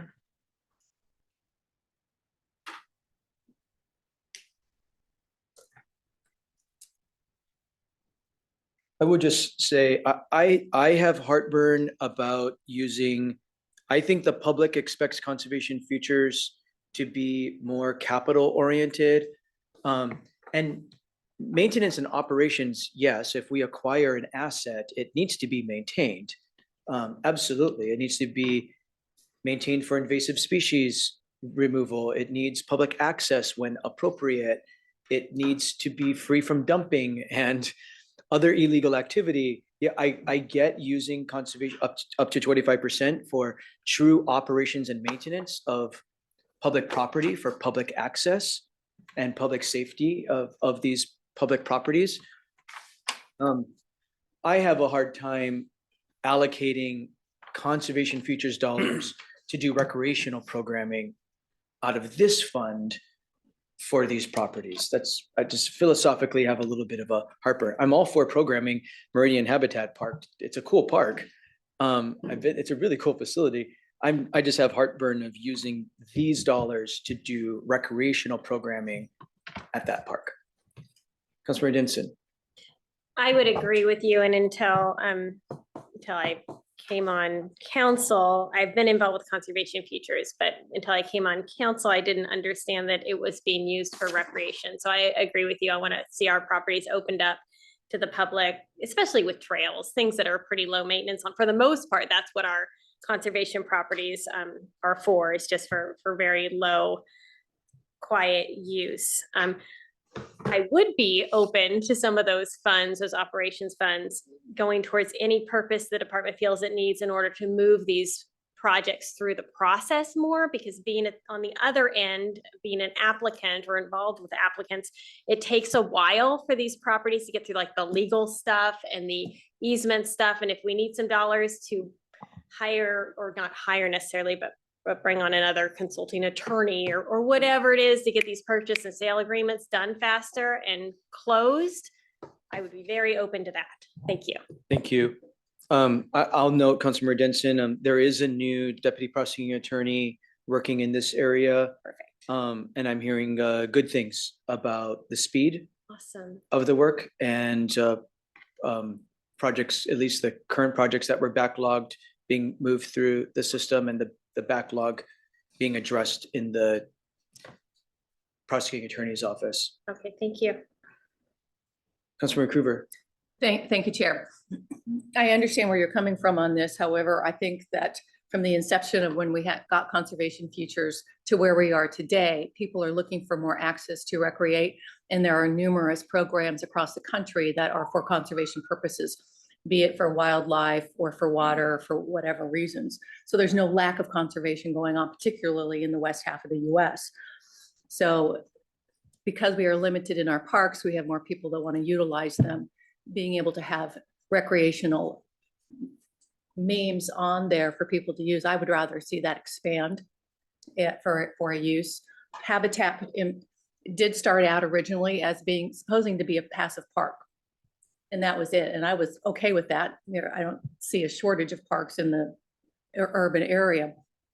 But as it grew, it wanted a playground. Well, that simple playground turned into a few $1 million, I believe, which, I still get sticker shock, but I still want to support recreational use of land that is for conservation, because it is conserving land for people to use.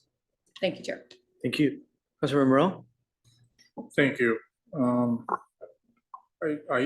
There again, I question the use of even the purchase of the Habitat Park with conservation future dollars, but I know, understanding some of the history, they just didn't have the bond capacity to include it in a regular fund. So and I'm advocating because of my kids, because they have gone to, not at Habitat, but they've gone through forest school and outdoor recreation for 5 years now in the Kitsap area, and they love it. So, if we're going to advance programming on a conservation futures property, I think the nexus of having a forest school for kids is a good thing. We can argue if it's a good use of funds or not, but one of the things that I have pushed since I've been here is trying to open up some of these properties that the public has bought, and it's been very frustrating. Habitat is very unique because there's no conservation properties that have the integration of what Habitat has. I mean, there is a dog park there. Where are you going to find a dog park on any other property? And there is a structure on there, very large, used to be a church on there that is being maintained. It has an amphitheater there that is being not utilized. So I don't have a problem with using that for that purpose. Now, if it was just to have a recreation program, I would probably be a little concerned about that. But since it is environmentally focused, I think it's a good use of the dollars, especially for our youth. Thank you. Thank you for that. Any other thoughts here? Councilmember Krueger? Thank you, Chair. I just think if we were to take it to a vote to the people, again, that they would want to have more recreation on those lands, more accessibility. Thank you, Chair.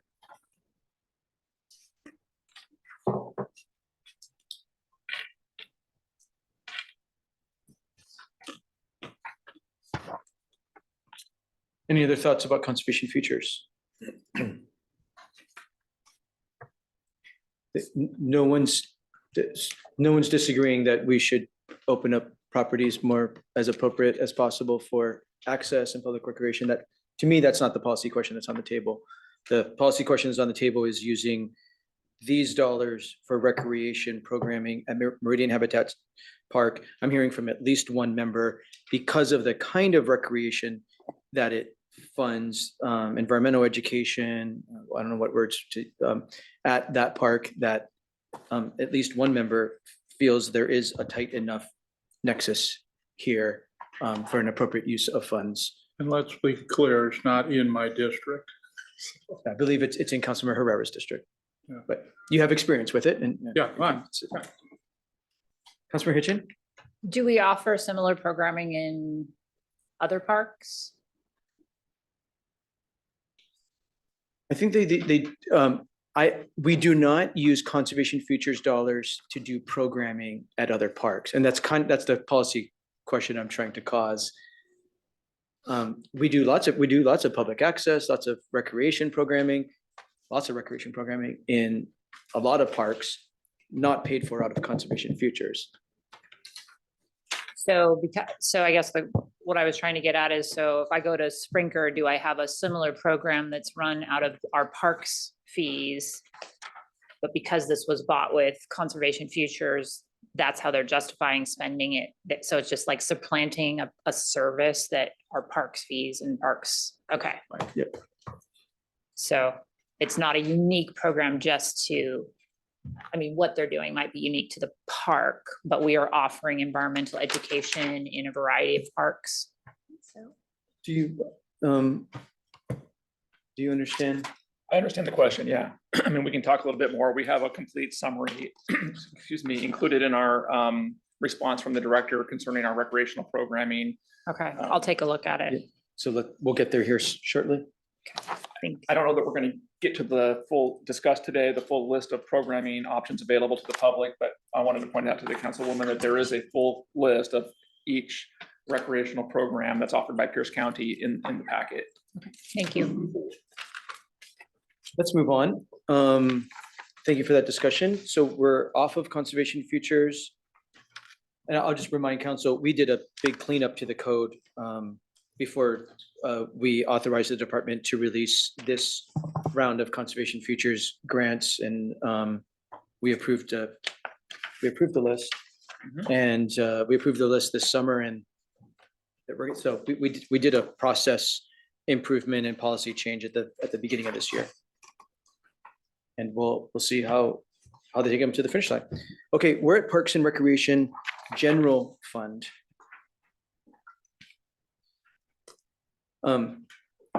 Council priorities at the top of the memo, as always. This work remains important for our quality of life and livability. It helps meet our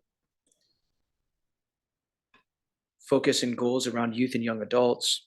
The decision packages approved in the executive's proposed budget include extra hire staff to support the new horse arena at Frontier Park, recreational programming at Frontier Park for youth, an additional FTE for the specialized recreation program.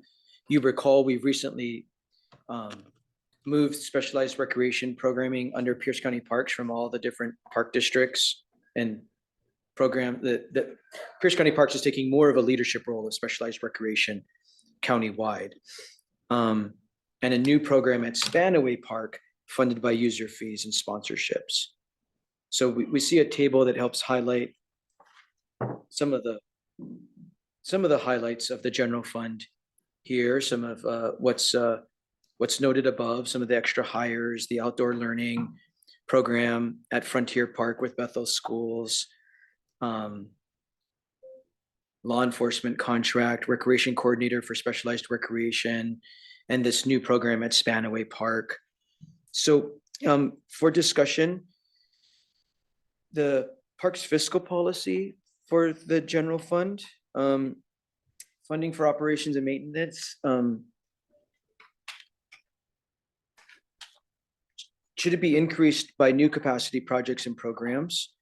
The general fund, the current policy says funding for O&M should be increased for new capacity projects and programs. And general fund should not be supplanted by revenue from other funds, such as impact fees. And the capital improvement should not be constructed unless accompanied by necessary operations and maintenance funding. That's the current parks fiscal policy that council has adopted. Since the adoption of the parks fiscal policy in 2016, increases in parks maintenance staff and recreational programming staff have been primarily funded from Chambers Creek Regional Park Enterprise Fund and various special revenue funds. And for example, the proposed budget would relocate a little more than 3 FTEs to the Chambers Creek Regional Park Fund, Park Sales Tax and Communications. So the question generally is about how this proposal is meeting the council's priorities, and are these expenditures consistent with our parks fiscal policy? Is council comfortable with using contracted law enforcement services in county parks? We heard that discussion at the committee of the whole. And should new staffing or programs that were projected to be funded by grants be retained in the budget if the anticipated grant was not awarded? On that last point, I think many members heard me inquire about this in the committee of the whole. There's grants for the capital program.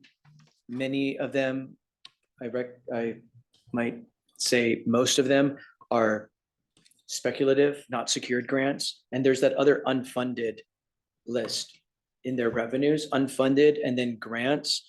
And I probed on, of the grants, how many of them are secured, and not many of them are actually secured. They're going to go pursue them. They're going to apply, but they're not secured.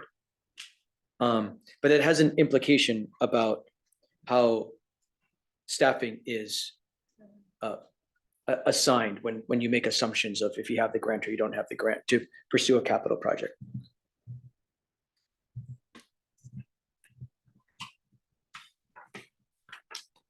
Thoughts, Councilor Herrera? Looking on the law enforcement services for the parks, it's a contract. Is that like a dedicated person who's just taking calls at the parks, or is that just services in the parks? I believe the idea is a park ranger that would be available from, say, May through September, And that would probably be a deputy on overtime doing that, or we don't know? potentially. And is this status quo, or is this something No, new? this is a new program. Versus there's an incident there and whatever deputy is around goes and responds to the call in order. That's right. So this would probably be quicker response to park issues. I'm looking for the outcome, I guess, Yeah, I mean, for the 250,000 versus, I guess that's a question for the sheriff's office, but if it's one deputy covering all the parks in the county, Right. and he's How's in that work? northeast Tacoma up at Browns Point, and there's an issue down there, I mean, are we getting bang for the buck? I'm just throwing that one out there. That's a Parks Park, so we wouldn't have a deputy. I just, I used Your a, point, but Sorry. I know we have. so we wouldn't get that service. Okay. Yeah, so. Just throwing that one out there. Thank you, Councilor Herrera. Councilor McGruber? Thank you, Chair. What is our program for like a park host that lives there, maybe in a mobile home or trailer unit? Because I know we had one in Ashford, and there were some situations that happened, and we've had them, I think there used to be one at Frontier. Is that a program that could be picked up where that would be less expensive by having someone there 24/7 or close to it? Mr. Chair. Sure. If that question's for me, yeah, I mean, you could definitely have more of a presence in parks with those sorts of folks. But that's not the idea behind this particular expenditure. It's to have some sort of person that could be available to issue citations and that sort of thing. And I think the concept with the park hosts is that they're a presence, but not an enforcer. Yeah, the deterrent, yeah. They're- They yeah. couldn't write tickets, but I'm wondering for the number of tickets that could be written when they're there, I wonder if it might be more fruitful to have someone living there. Could be, I mean, that's an option in our parks. Okay, thank you. Thank you, Chair. Vice Chair Campbell? I was trying to understand if this was one or multiple people. It's only 5 months of the year, 4 to 5 months of the year, $250,000. That would seem to be more than even over 2 years. So that's 8 months, $250,000 for 8 months, 8 or 9 months. Seems like we're paying for 2 people.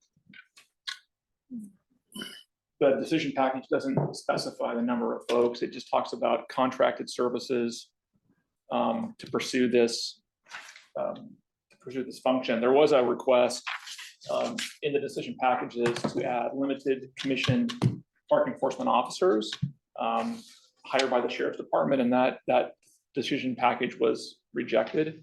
And so what was left was this $250,000 contract for law enforcement services, and that's undefined. What's that look like? And law enforcement's pretty key there, because if they're commissioned, get about 1 and 1.5 for that. If it's security services, they're making $20 an hour, then you've got like 3 or 4 people that you're hiring over that time frame per year. Of course, they're only observing reports and not Writing citations. right, or engaging in, I know I've got some parks in my district where there is some like drug dealing going on or other issues, and being able to have a deputy there, being able to spend a half a day addressing issues, being present for an extended period of time, not just a drive-by once in a while or only report when there's an issue, but tracking some of the chronic issues in some of the parks and working this park for a week to try to address some of the more chronic issues would be very helpful. But it sounds like something we need just a little more detail on. How many people, are they limited commission? Are they full commission? Are they non-commissioned altogether, since it looks like it'd be an outside contract? What would be their level of authority to actually enforce and work with our sheriff to do things?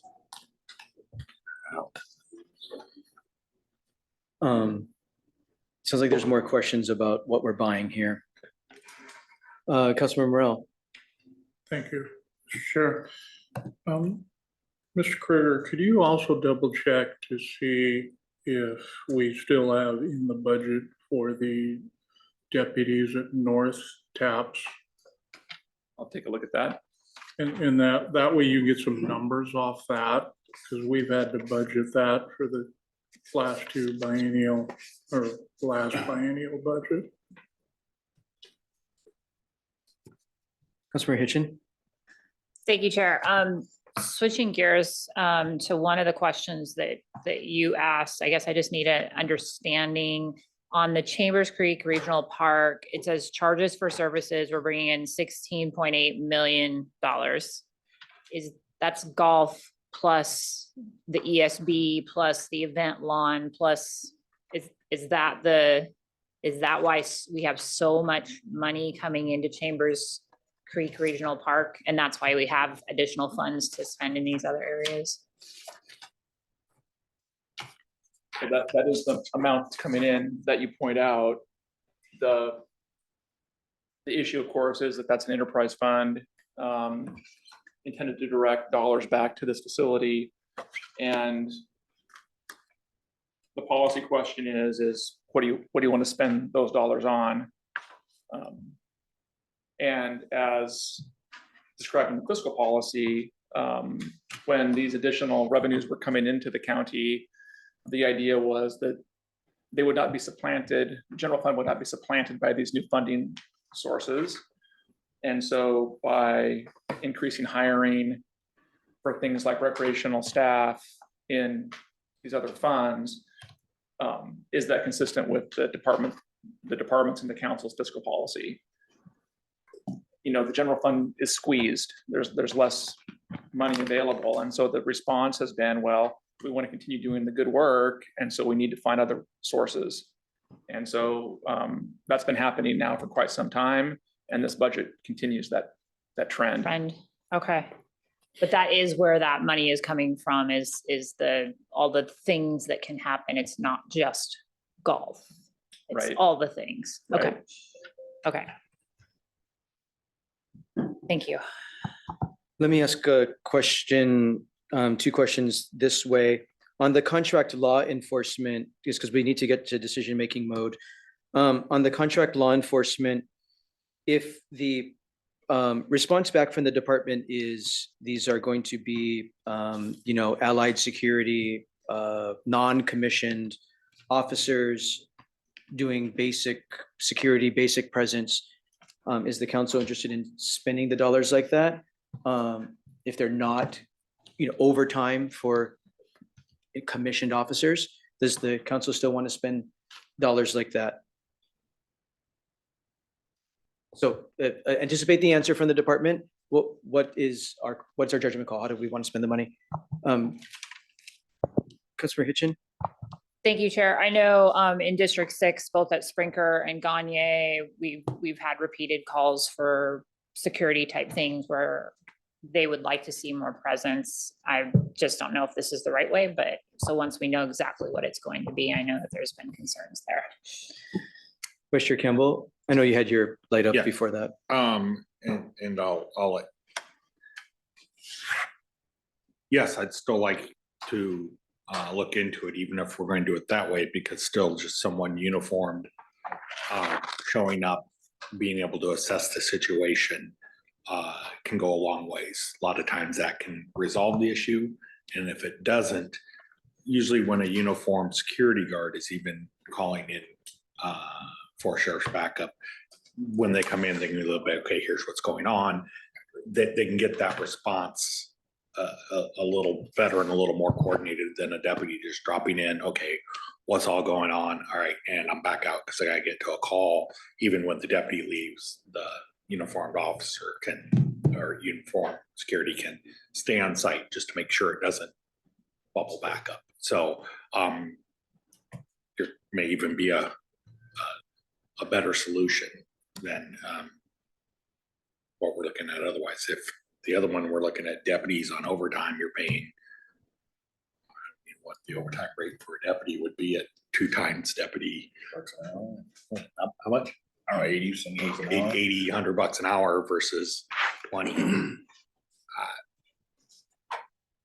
How much, if we have one person doing the whole county at 80 or 4 people who are able to get around to various places,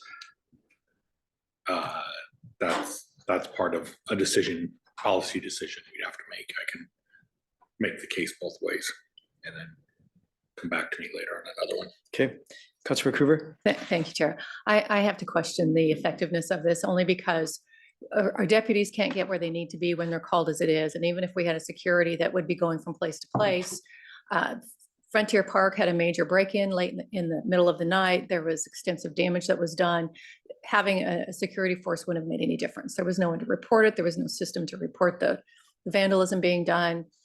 I just would rather see someone living on the premises of parks of that size and nature that would be more of a deterrent when they know someone is there. Thank you, Chair. Help with our housing. Thank you.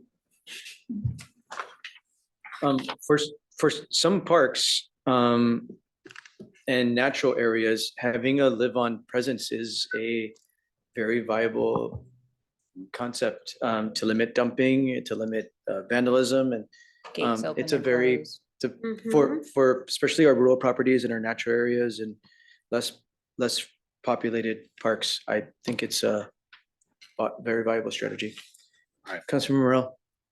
Thank you, Mr. Chair. And I guess my question would be, as far as the Chambers Creek Regional Park, the electrification, does that enhance the opportunities to have concerts and, other activities we've been Yes. pushing on for Yes. the last decade over there?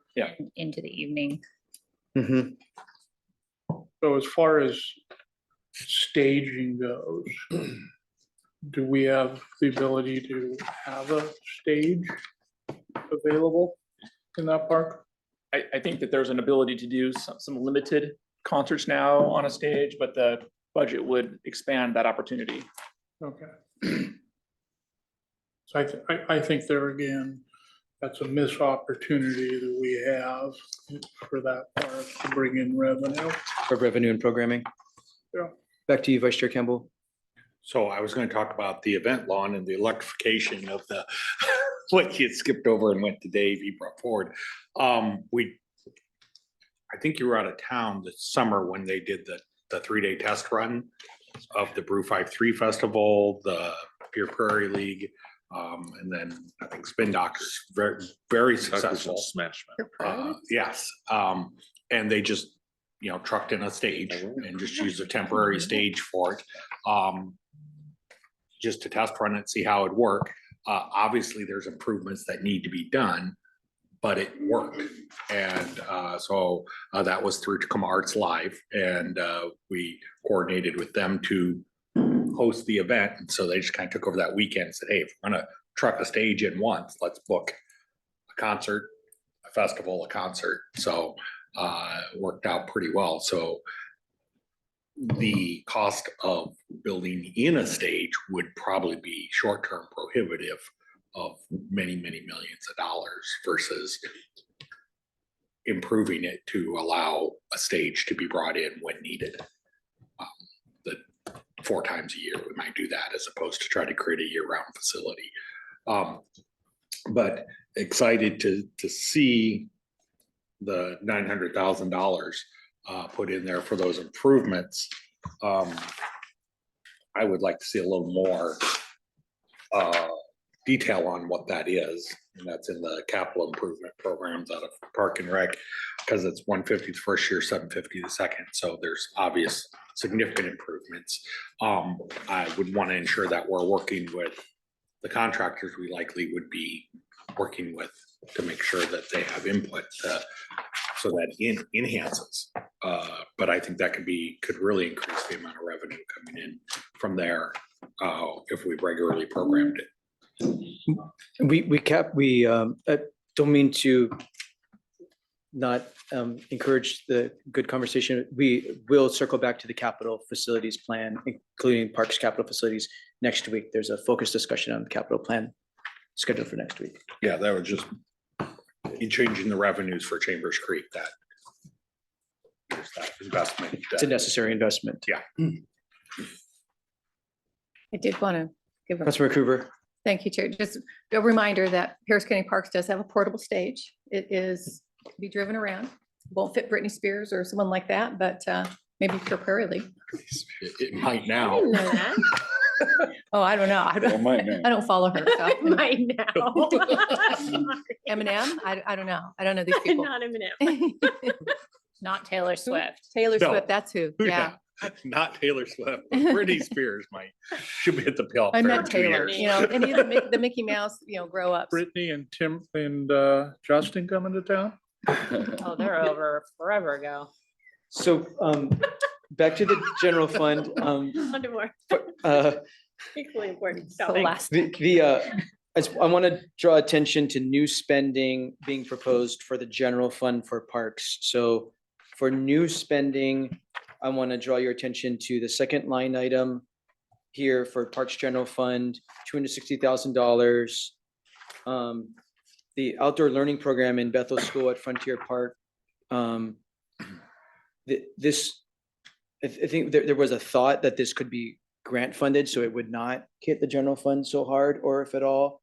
We did not get the grant, so this would need to be general fund supported in order to do this work. I think Bethel's not paying for it. Councilmember Coover. thank you, Chair. Is there a description of this outdoor learning program? I miss it somewhere. Anyway, Not that I have precisely, but we can find out more about it. Julie DeMuth indicated that she thought maybe the grant came in last year, so we're gonna need to circle around and confirm whether the money did come in. Roxanne indicated in response to questions at the cow that we did not receive the grant. So there's a little bit of uncertainty about that particular program. I think Chair's question, however, is what do you want to do when the budget anticipates grants to pay for programming and staff, and those grants either have not been applied for in the budget because they're, applications due in 2025 as an example, or we know going into the budget that the money was not received, such as the forestry program, $4 million, the money didn't come in. What does the council want to do from a policy perspective regarding that spending? Should it be provisoed? Should we have the department come back at some point and let council know what the status is? should we continue to fund the programs in the budget and hope for the best?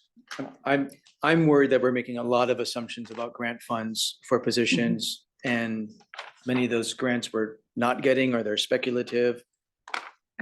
So that I do have a concern about those kinds of assumptions and carrying that financial burden. Councilor Krueger? Yeah, I'm not, I think there's plenty of outdoor learning that they get out there. There are other organizations that take the children out and do learning. And I know that, granted, this is for an extracurricular, but I wouldn't have heartburn if it weren't there. Councilor Hitchin? So I guess counterpoint to that, I think if I remember correctly, this was in part to work with youth that maybe aren't doing that or don't have something to do or don't feel comfortable. I think it was one of our justice involved programs to try. One of our largest supplier is the wrong word, but that's what's coming to mind. Supplier of youth that are ending up in Raymond Hall come from the Bethel School District. And so this was one of the programs that Bethel put together to try and get in front of that number. And so I think that's where the nexus came from. I don't know, general fund is right. I think pasta, not concert. Well, that was one of the reasons is it's outdoor education. So, but pasta, violence prevention, some of those other programs that are out there. But the question as to whether or not they got the grant or not being a wonder is concerning to me. That, I mean, someone should know the answer. There's another program you may be thinking of that's referred to as Pierce Outdoor Life. Okay. And that grant was awarded. Okay. That's the, as I understand it, that's the outdoor life that takes place during the school year. Then there's a summer life similar program and teen nights in the summer that is awarded as well. So I think we have a fairly good handle on what's been awarded and what's not been awarded and what requires an application sometime next year or the year after. Okay. Okay. Thank you. Councilor Krueger? Thank you, Chair. And also add, I believe the state has Eyes on Nature, another program that the youth could take advantage. And I used a good deal of youth violence prevention dollars for Camp Arnold. They have an outdoor program that is geared towards these same people. So maybe we need to get a list. Thank you, Chair. Thank you. Anything else, Parks General Fund? I'm gonna break for lunch after we're done with Parks General Fund. It's one way to not have hands come up. I'm kidding. Mr. Krueger, you've heard a lot of our thinking over the last couple of years in our policy priorities. What are we missing in this regard before we break for lunch to make sure we're having the policy conversation that, you know, many of us want to have? What am I missing? I don't know that you're missing anything. I think you covered it. You know, I think staff is just wanting to kind of hear from council whether you support your adopted fiscal policy, appreciating the reality of the general fund constraint and the spending that's been happening in the other special revenue funds to support a lot of the staffing and the programming and the O&M that's necessary as our park system expands. What's the color of the money? Where do you want to be spending the dollars from the funds that are dedicated to certain activities such as park impact fee, conservation futures, Park sales tax. right? You know, should because of course, when you're spending money on O&M and on recreational programming, that takes away opportunities to grow the system with new capital, with new capacity projects. So it's a policy question for council to decide where you want to invest dollars. Councilor Hitchin? Perhaps this is something that maybe doesn't change in this document as a policy document, but maybe it's a proviso there. We say in 2024, we are going to really do a deep dive, whether it's through performance audit or looking at some of our, what are all the revenues that come in? How are they being used for people? How are they using for maintenance? How are they using funds to expand? Because we know we have this need to expand parks. into a lot of our different areas. So, and really just so that the next biennium, we have said as a council quite clearly, here's how parks dollars should be going out the door. And we'll be able to bring in our stakeholders, our Parks Board, Conservation Future can be part of that conversation of really developing like what should be our policy around how we fund our parks, because that could, I mean, if we want to expand parks, we got to figure out how to do it. And as we add more assets, it's going to get more expensive, but not getting more money. So I think now might be a good time to do it, but I'd do it as like a proviso, just say that we're going to do that, or just say, hey, Kruger, next year, we're going to add this to CDC. I mean, the question has been coming up for some time and was definitely asked at the cow, and the director did respond. We do have materials in the packet that provide a pretty good explanation of the thinking. And in fairness, the department has been constrained, and they do have new revenues coming in. So there has been new money added to the county's coffers in terms of building out a system. Unfortunately, the general fund continues to shrink proportionally. Right. And so as that money from the general fund gets used for other reasons, the department, just to kind of keep things afloat, has needed to tap into Other sources. So the park sales tax, and we'll get to that after lunch, you'll see how staffing in park sales tax has gone from 7 FTEs in 2018 to, as proposed, 20 this biennium. Park sales tax for Paul and myself, we're always afraid of the park sales tax because it's volatile. And when you start using that revenue for hiring staff, you're worried about a recession, and you're worried about sales tax revenues coming in, particularly if you're tying those dollars to people's jobs. And so it's a question for council to struggle with. How do you want to pay for this amazing capital program that showed up in the capital facilities plan? Everybody wants new parks in their districts, but there needs to be a way to operate and maintain those parks once they're built.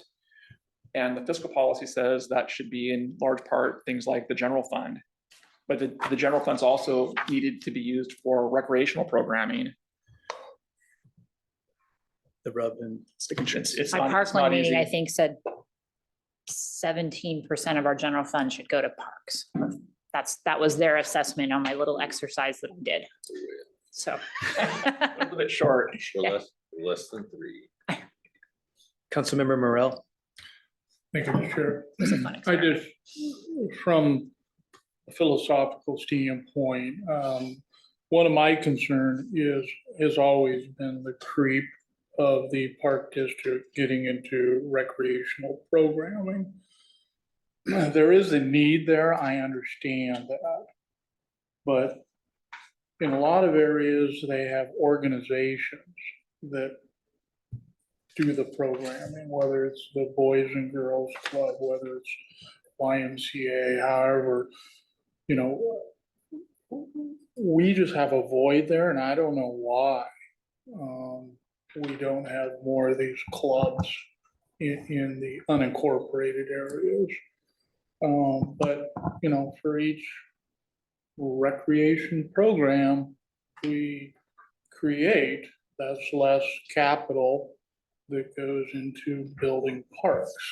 And if we are a true regional provider of parks, then, I do have some issues with the creep that has been taking place over the last 2 or 3 budget cycles. So, that's always an ongoing concern to me on these recreational programs. But that's my opinion. Thank you. Mr. Campbell. I think part of the issue is that a lot of those organizations like to go and set up in wealthier areas because they're going to get more return on their dollar. And so we have many parts of our county that don't have that private sector or nonprofit organization coming in to the areas that need it, that we are responsible for, which, you know, in the unincorporated areas, or we're seeing more growth in those areas and those organizations just aren't keeping up. A lot of times it can also be on us to build the facilities that they need to come in and operate out of. For them to come in, you know, it's not, I know, was it YMCA built the big one up on the hill there, you know, they were able to get a lot of private financing from that area. We're not going to see that same thing in Spanaway, where we have the same institutional investment that you would see up there. And so either we provide the services or we provide the facility, but they're not going to choose to invest in these underserved areas because they don't see the return on investment either from a philanthropy side or from a ratepayer side. So that's why we've probably crept into it, is because you continue to see the resourced areas continue to move ahead with more resources, and the unresourced areas continue to fall farther behind. And either we as a government step in and recognize that need and patch it, or we continue to build on those systemic disinvestment or lack of investment. I agree with what you're saying, but the whole East Plateau of Pierce County does not have one park. All of, you know, the Buckley area, the whole plateau up there, the only park we have is North Taps, which the county took over. But what I guess what I'm saying is, I know in the master plan for Habitat, one of the partners when we did the master planning was the Boys and Girls Club to actually take over the facility and run the programs out of there. I have no idea where the Boys and Girls Club went. So, you know, I'm just kind of curious to see where these, you know, when I was growing up, you know, there was a lot of those type of programs out there. They just don't exist anymore. I don't know why. Liability. And where they do exist, they exist in the wealthier areas where the parents can afford to pay for it. So we see that with the soccer clubs that set up, the baseball clubs they set up, you know, in those areas. And so how do we get that countywide? It is the hard part. I mean, I know that there's a lack of parks in East Plateau where there's been a lot of recent development. There are also no parks in Parkland, which has been around a really long time. Yeah. So should we build the parks in the new area that see new growth, or should we resolve the issues of the systemic disinvestment over the past 3 decades? Or should we ignore that and perpetuate it and then fund in the new areas of development? That's a policy choice that we have to make, and it's hard. And I appreciate the discussion, because, you know, it's a frustration to me that even though we have a wealthy area at Habitat, we have no organization programming other than the YMCA, which is in the city limits. And Frontier Park is the same way, and Cross Park is the same way. But we have no programs, and there's no organization that has risen up to do the programming that 20 years ago they used to do. And I know Councilmember Hitchens just said because of liability reasons. Maybe that's it. I mean, we're such a.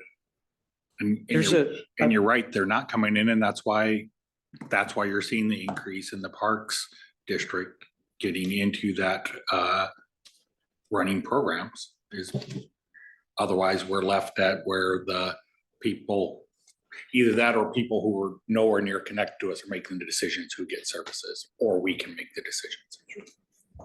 I know there's a No, there's a lot of really good conversation, a lot of good energy here. This is really important to our community's quality of life. And very well, we're not going to resolve it today, but this is a good continuation of these important conversations. Close. And it's been festering for some time, and perhaps in the council's early 2024 retreat, it maybe just needs to have a super focused, thoughtful dialogue about these very issues and try to pursue them more. At a minimum, I think we should revisit our fiscal policy. I don't think we are following our current fiscal policy. So whether we reaffirm our fiscal policy or adjust it, I think whatever policy we have in place, we should follow it. In my estimation, we're not following our current fiscal policy in this regard. So I think we need to revisit it, and exactly how we revisit it in committee or in a part of a retreat next year or something, we can certainly talk about that. I'm going to invite us to break for lunch, and I'm going to look around the table and see if folks want to come back at 1:15 or 1:30. I know folks need to eat, take a human break, maybe make some phone calls, check your email. Can I see a show of hands for 1:15? Can I see a show of hands for 1:30? 1:15 wins. We will be at recess until 1:15. A non-binding. Well, welcome back. We're back for our budget retreat here at the Pierce County Council. The time is 1:24 p.m. And before we get into continuing our discussion about Parks and Recreation Services, I just wanted to make one more reminder to members as you begin using the budget request form that tool that we provided yesterday to begin collecting all of your thoughts. One thing I just wanted to remind you, hopefully you start using it, hopefully you started using it yesterday through the weekend. I wanted to remind members that Ms. Chapman on our staff has been sending the other budget request form that was created for council to use with constituents that has been released since the late summer. They were sent to respective council offices. Some of those initiatives being asked for by the community are cross-cutting and certainly maybe countywide or multiple districts, but somehow Ms. Chapman figured out what was the most appropriate thing to send to one or more districts. I want to just remind members that you got those over the last few months as they've come in from Ms. Chapman. They're in your inboxes. And I just wanted you to recollect that as you were hopefully beginning to use your budget request forms for amendment to the budget this weekend. And if you don't know what I'm talking about or need help recollecting, I'm sure Ms. Chapman would be happy to assist. So please get in touch directly with her. Okay, we are back in Parks and Recreation Services. We are at Parks Impact Fee Fund.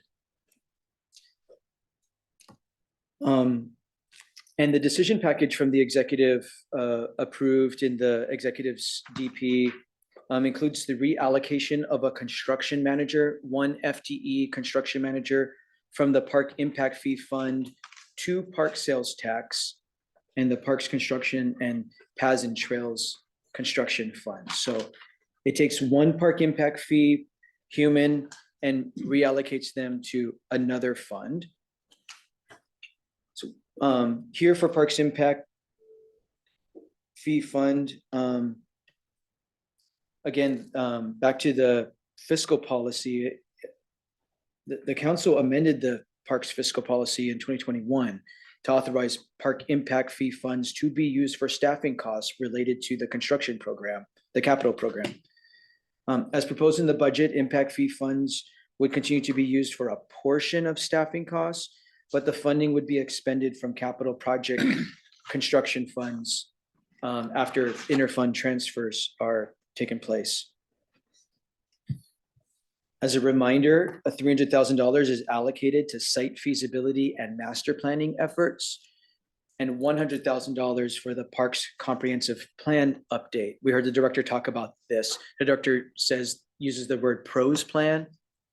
Parks Recreation Open space. Open Space Plan.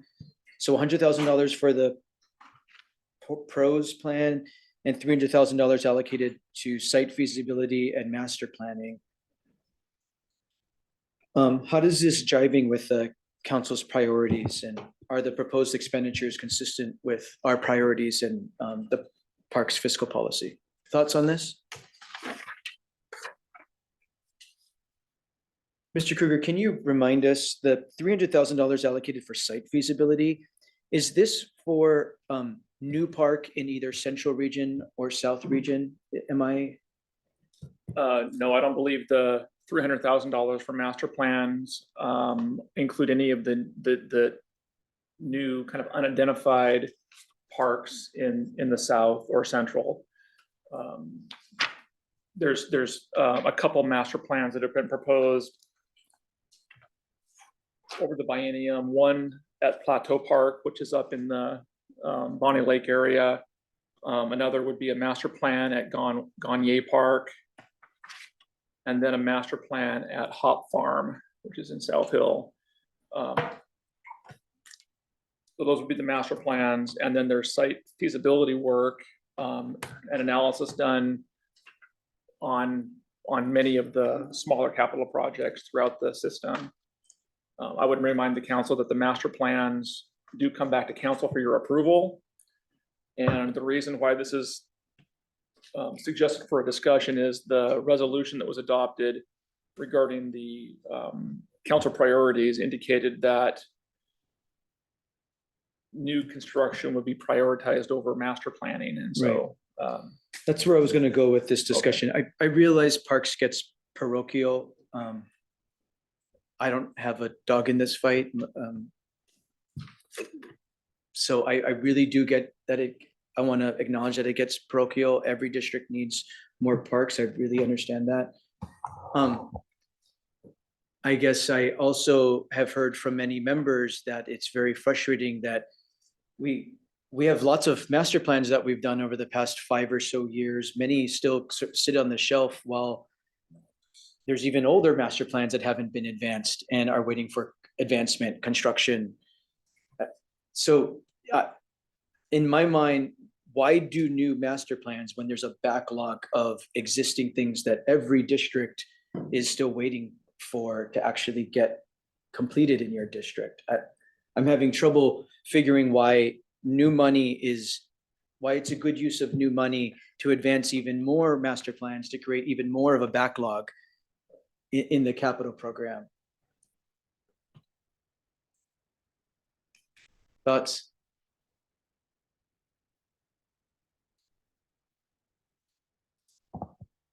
Councilmember Herrera?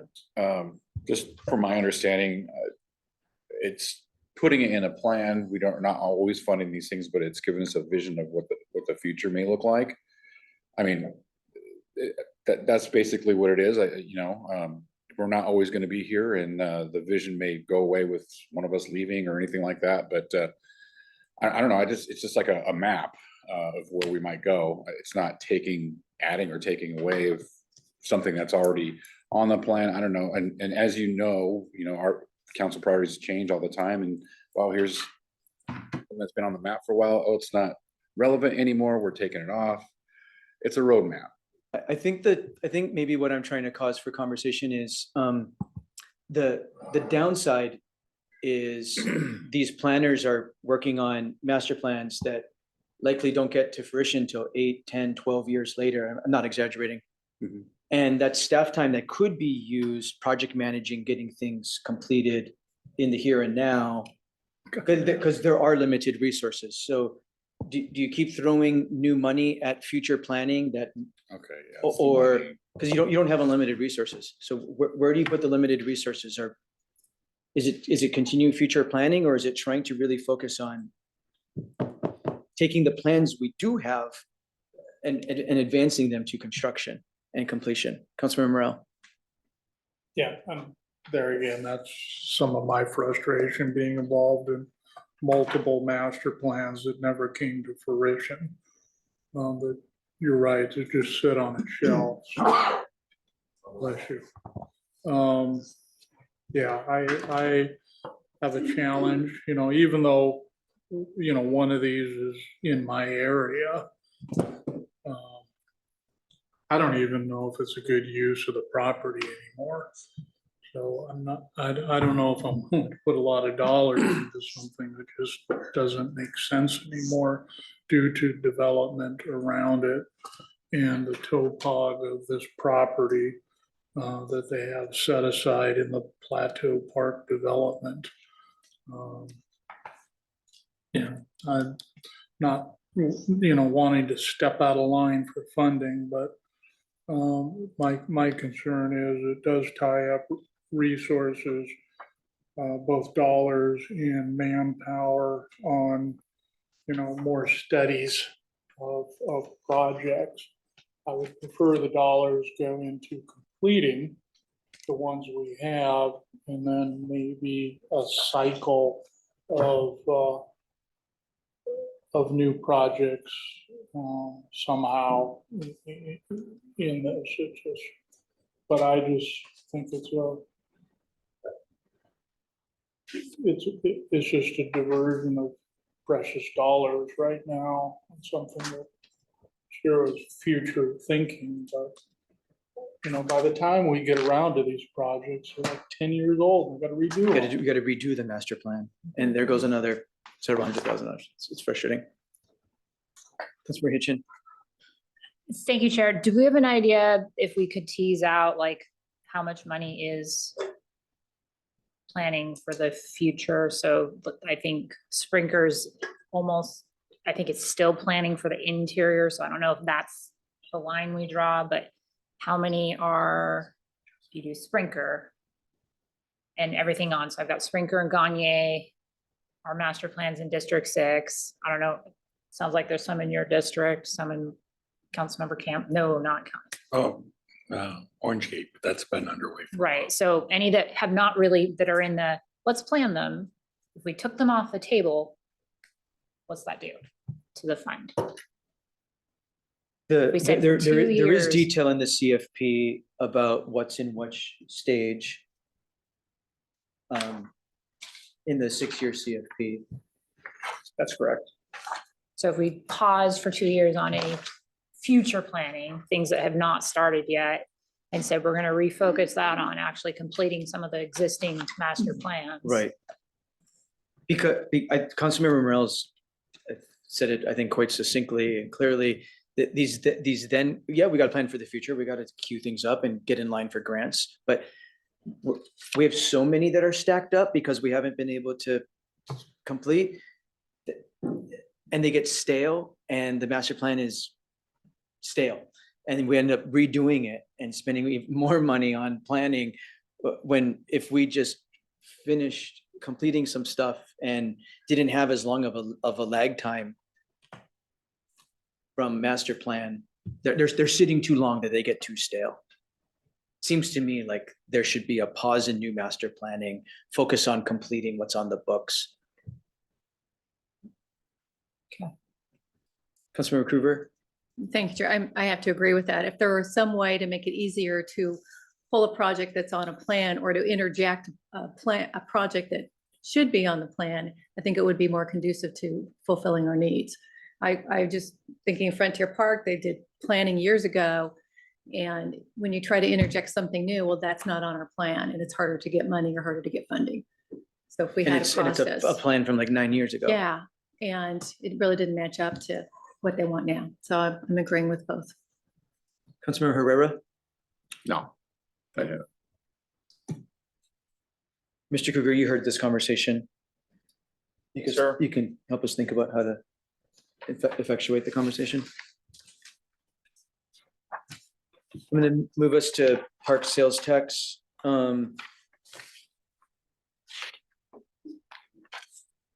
So we have park impact fees and we have park sales tax. There's a lot of FTEs in the executive's proposal included for funding for staff previously funded under impact fees and conservation features, including a new recreation coordinator, a new planner, other portions of FTEs that will be reallocated from the general fund due to pressures on the general fund and that are moving to park sales tax. So a lot of moving around from impact fee, general fund to park sales tax in this budget proposal. The chart reminds us some highlights from the executive's proposal about these new FTEs that are moved here.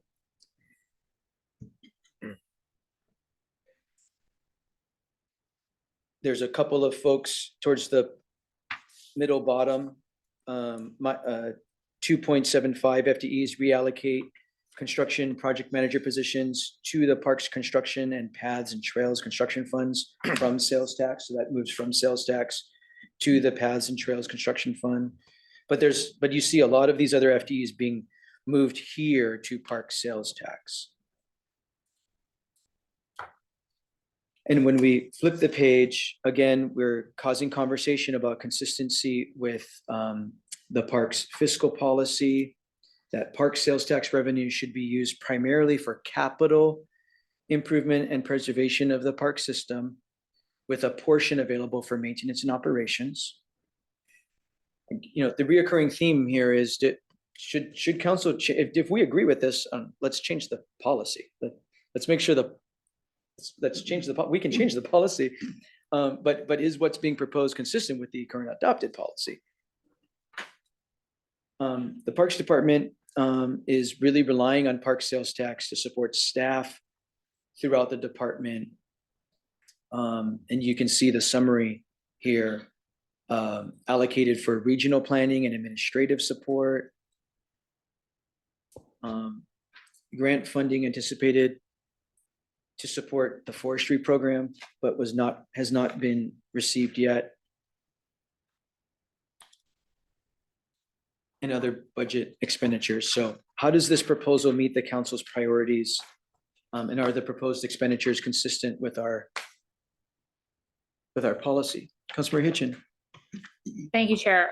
I'm assuming this is all an allowable expense under the park sales taxes. Yes. Okay, so we have that flexibility, and we don't have a policy in place as a council, even a prior that says, you know, like the previous one that said 25% will be for, we don't have a policy like that for the park sales tax where we've. Well, the policy is as described.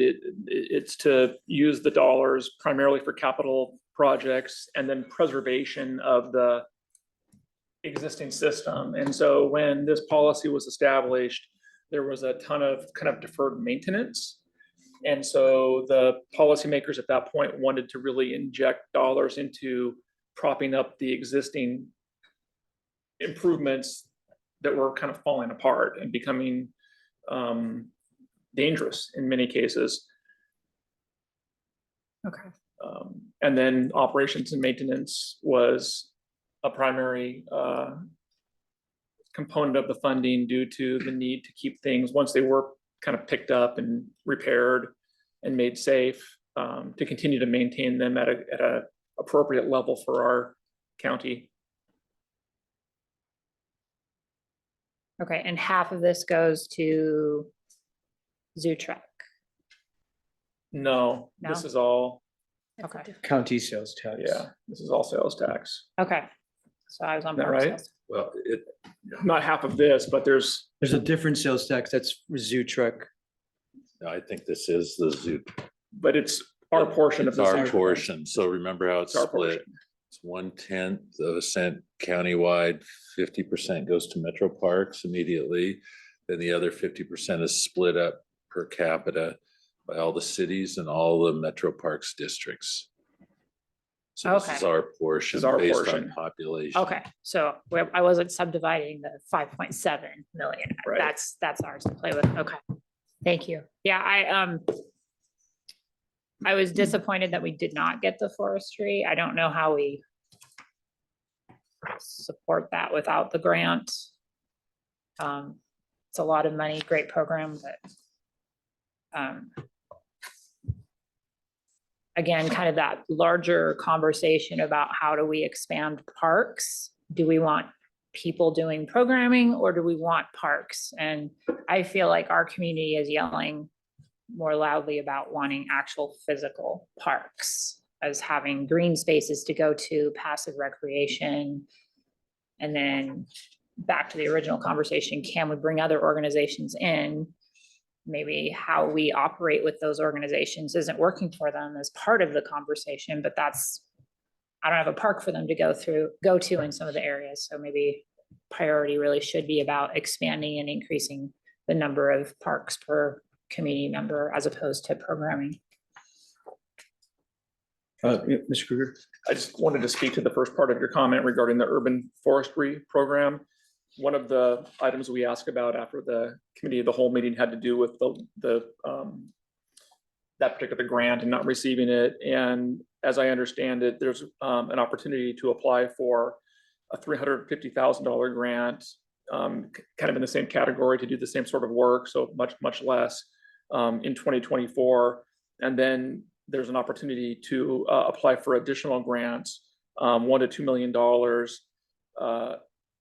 later on next year. And there's a document that was provided to the council that describes all of that. So you can take a look at that in the packet. But we don't need to put that in the budget for these other grants. You're just letting me know.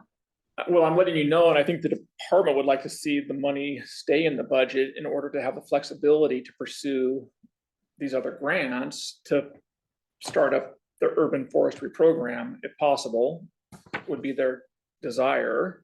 And that's why the director informed council that there's these other opportunities to move forward with a project in 2024 versus pull it all out, right? That's the question. Do you pull it all out?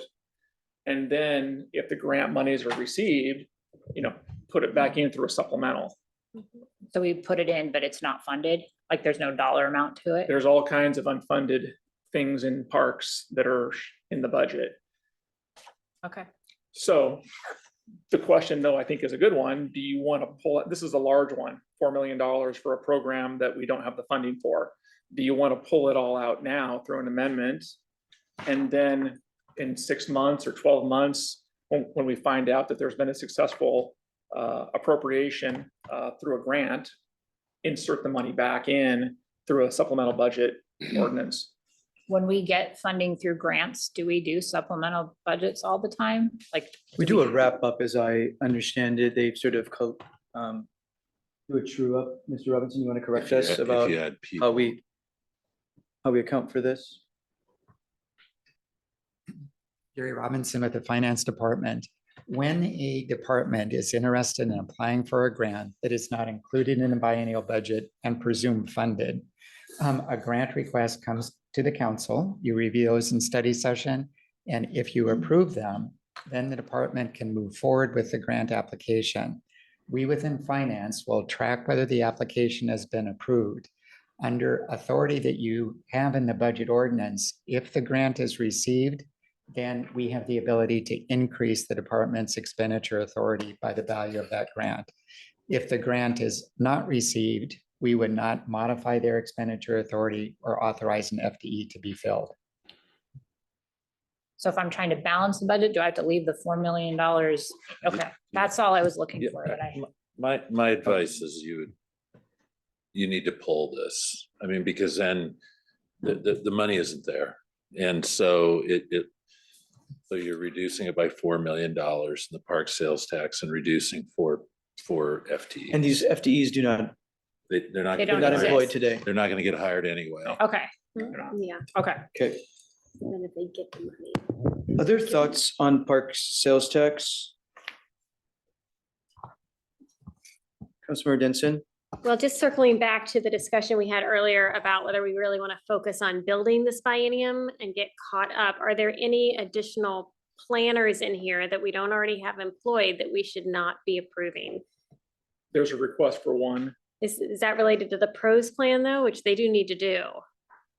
I'm just asking the question so that we're consistent with what we want to do. The request is for one additional FTE to do master planning, including the pros plan. Okay, The pros plan is going to happen. The pros plan is a requirement to be eligible for certain state grants. And so the pros plan is on a 6-year schedule for update. I believe the update is 2026, I believe. And so the idea here would be to get started on it.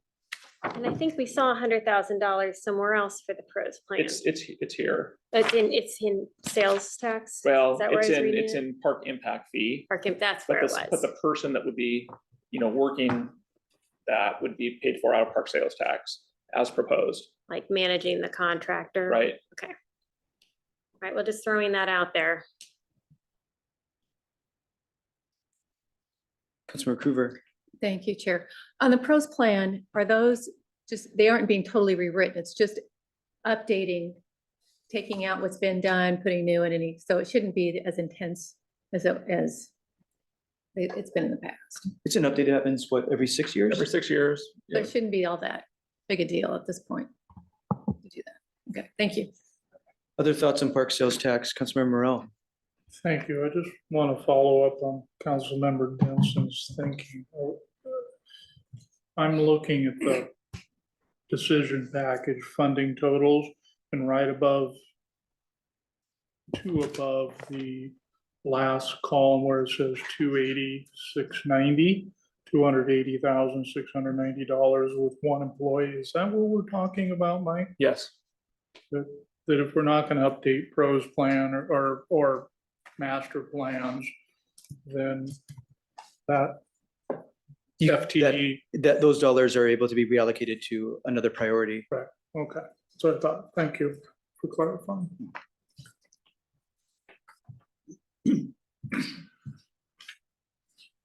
Thank you for tracking that. Anything else on park sales tax?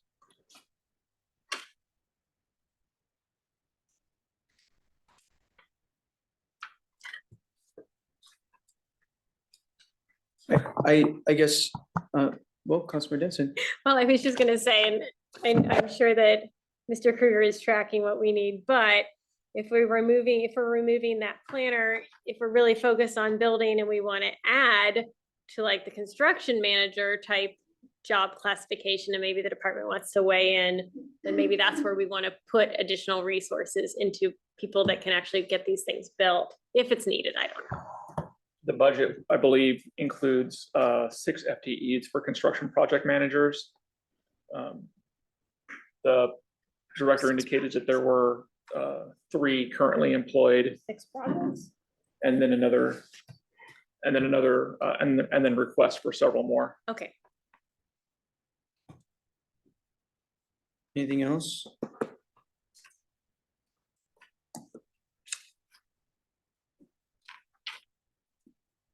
Okay, let's move to Parks' second real estate excise tax. The second real estate excise tax, a portion of it is available for Parks' capital needs. And again, a reoccurring theme about timely implementation of Parks and Recreation improvement projects that the public deserves. The Parks fiscal policy indicates that Parks' second real estate excise tax revenues are to be used for capital improvements and preservation.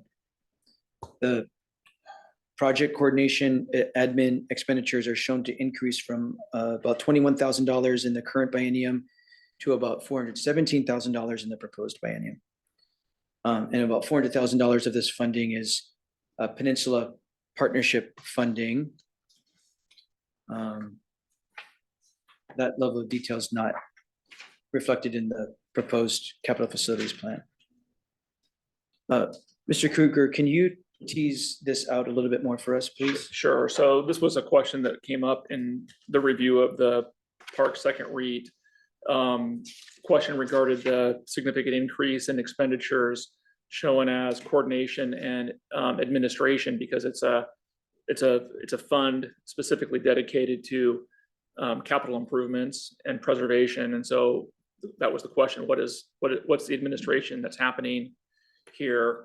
And as it turns out, it's the kind of traditional transfer of funding to the Peninsula Metropolitan Park districts based upon the real estate excise tax that's collected on the peninsulas. So it's basically a reimbursement per se of the collections that take place on the peninsula.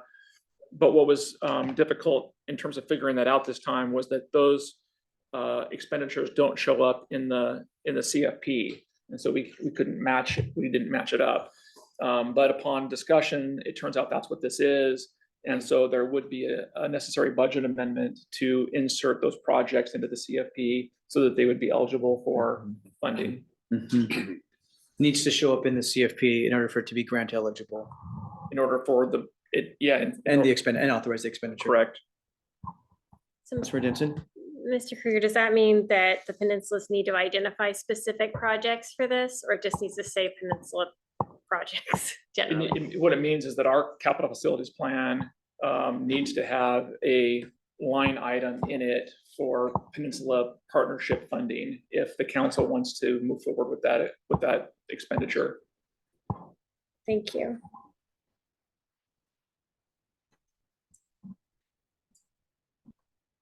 There's projects in the CFP and it notes which funding source.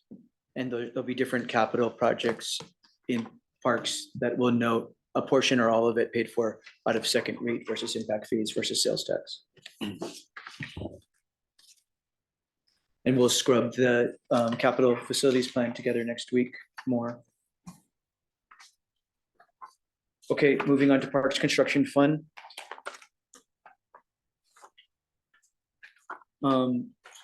Executive's decision packages include reallocation of staffing expenditures from park impact fee and park sales tax to this fund. The proposed budget would also fund a portion of a new construction manager FTE. I think this is trying to be responsive to council's concerns about the capital program not moving along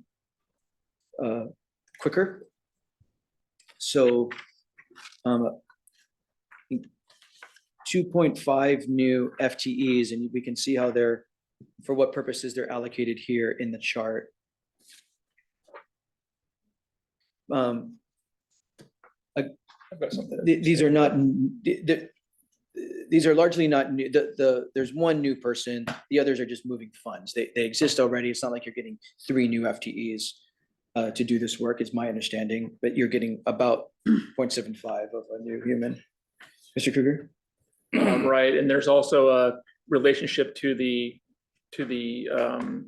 Paths and Trails Construction Fund. So the theme here is similar in terms of, I think, council's policy consideration.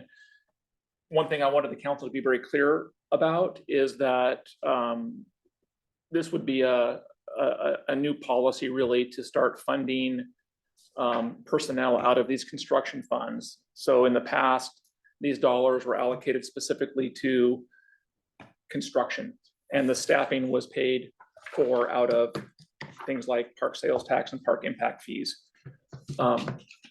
What's happening now as proposed is several kind of transfers of monies that end up landing in this fund, as well as the Paths and Trails Construction Fund. And what's important to think about related to that is where the money's really coming from. So as an example, parks impact fee monies following a pass through to park sales tax land here. So that's just for transparency purposes to understand.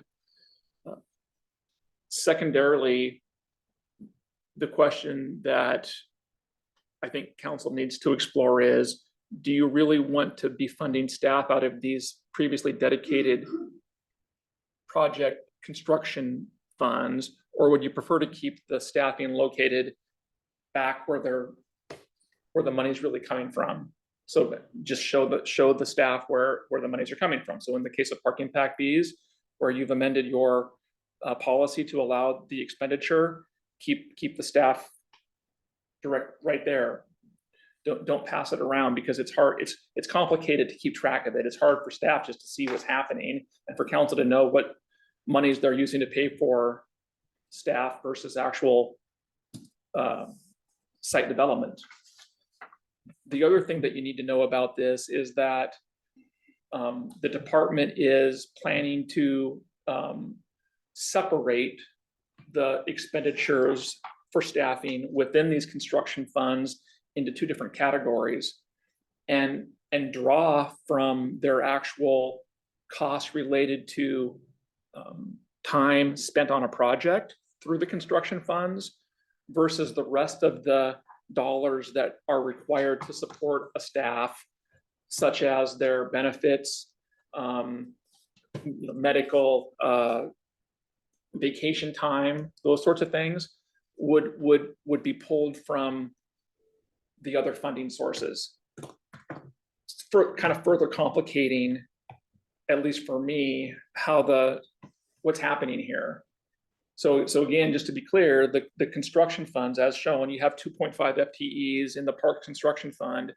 That would only be for time spent by the personnel managing projects. Their benefits would come from other fund sources, which I suppose you can do that. I think facilities does something similar, but it does create confusion to keep track of it all. So I just wanted to raise that so that if you're all okay with it, we know. And when we get into the next biennium's budget and there's more staff showing up here, we understand why. Because I can see this turning into a landing place for staffing expenditures that are used on the capital side. If council agrees with this philosophy in terms of how to structure your budget. Eventually, I would not be surprised to see the majority of staffing coming out of these two funds, parks construction and park sales, and parks paths and trails, if this is an acceptable way to structure your FTEs.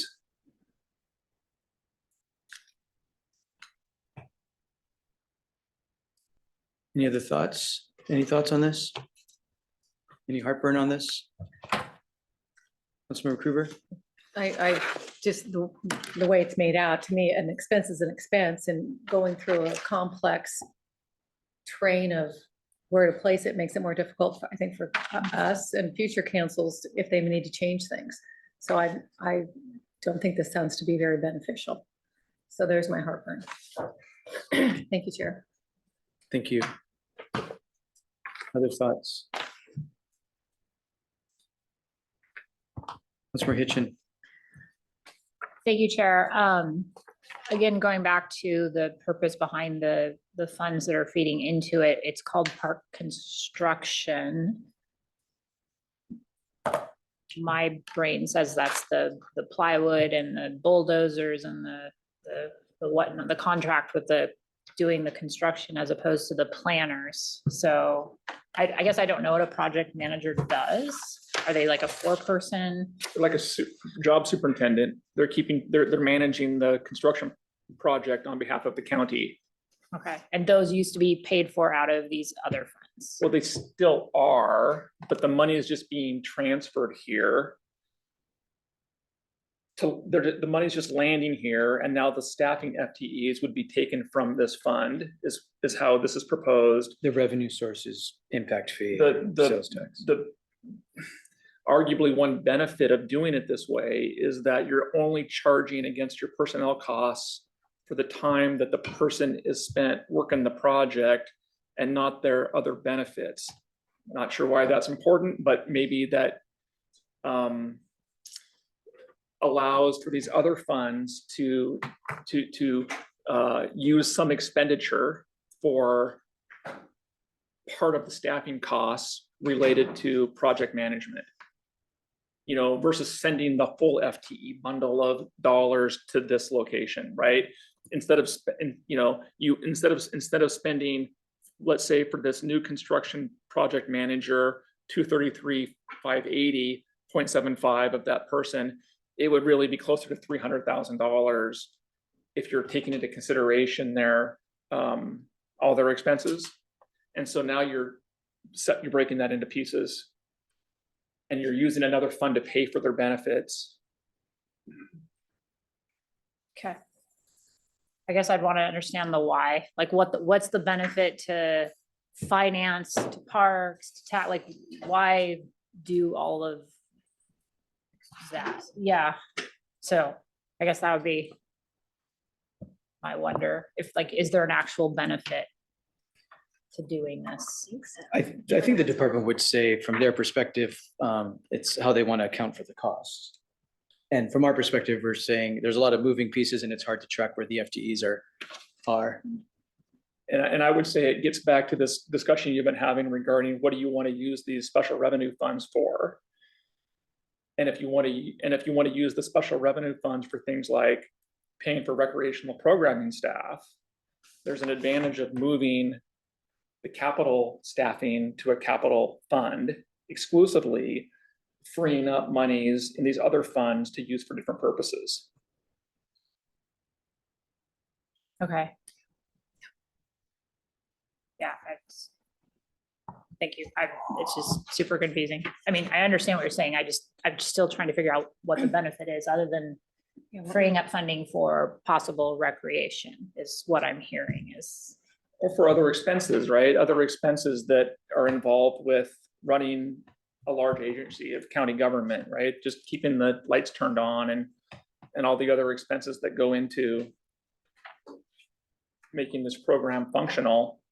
But it is becoming a bit of a shell game, quite honestly. It's really hard to wrap your head around what's happening. And I would also say that it's kind of the inverse of what we're seeing in planning and public works, where the director came forward this year and tried to eliminate a lot of these partial positions and really kind of hone in on, like for enforcement as an example, here's where the people are sitting that are doing the enforcement work, and we're going to align real FTEs, complete FTE with this work, and not a little piece here and a little piece there, and so that's what's happening with some of the planning and public work stuff, and this is kind of going in the opposite direction, and it's.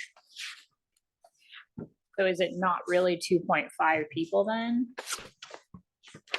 It's a portion of 2.5 people because it doesn't include their overhead expenses, like the time off that they take. You know, if you get a month of vacation, that would not come out of the parks construction fund, or the sick leave or the other benefits would not come out of as I understand it, that would not come out of the parks construction fund. It would just be the time that they are accounting for in terms of project management. So their hours without the benefits. Okay. I don't know what I would change about it. I just, Yeah. all about like clear, this is what the money's for. I see 2.5. I think you have 2.5 people doing this work, full-time hired by parks. That's what this budget, just like if I see 40 FTE in another department doing something, that department is using that person to do that work, and that department's paying for that person, but that's a whole person, 4.40 people, right? Or 2.5. So that's, to me, a little bit concerning, because this is actually, the way you're explaining it, this could actually be 3 people if there's 0.5 worth of benefits being paid for out of another fund. Do I actually have 3 human beings working for the county, but I'm These charging? these are construction project managers, and I believe that the county would be funding, 6 FTEs total for that particular job class if this budget gets adopted as Because they're paid for somewhere else. somewhere too. else, right? So the 2.5 are real people, but the decision package funding totals would be higher here in this fund if it was All the construction. all of the expenses related to those people. Okay.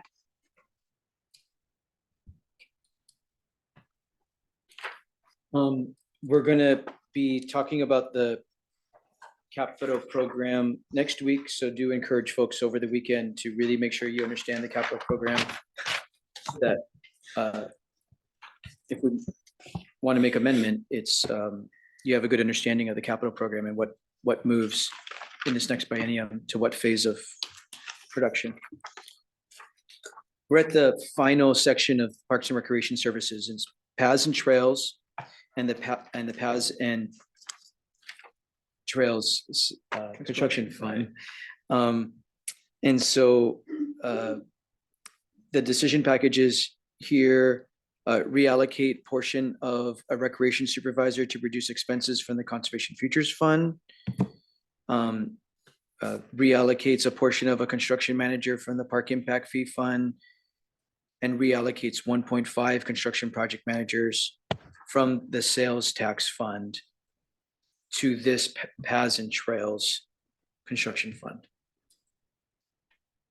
So the budget proposes to utilize the Parks Construction Fund for staffing expenditures. They're similar to the previous conversation we just had.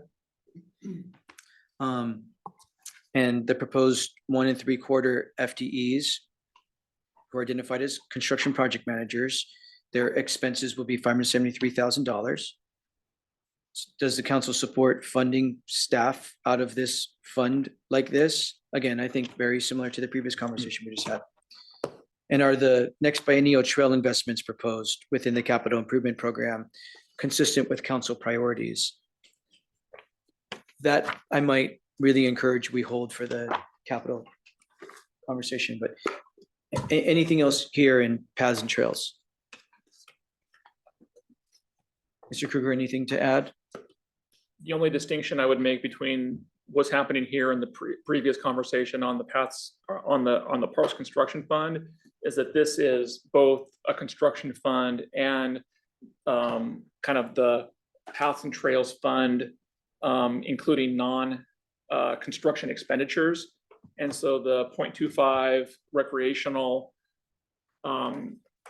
supervisor makes sense to me to pull from the Paths and Trails Fund itself, because there is quite a lot of recreational programming that is now taking place on the county's trails. And that's not a dedicated CFP construction fund. That's the only distinction I would make between this and your previous conversation.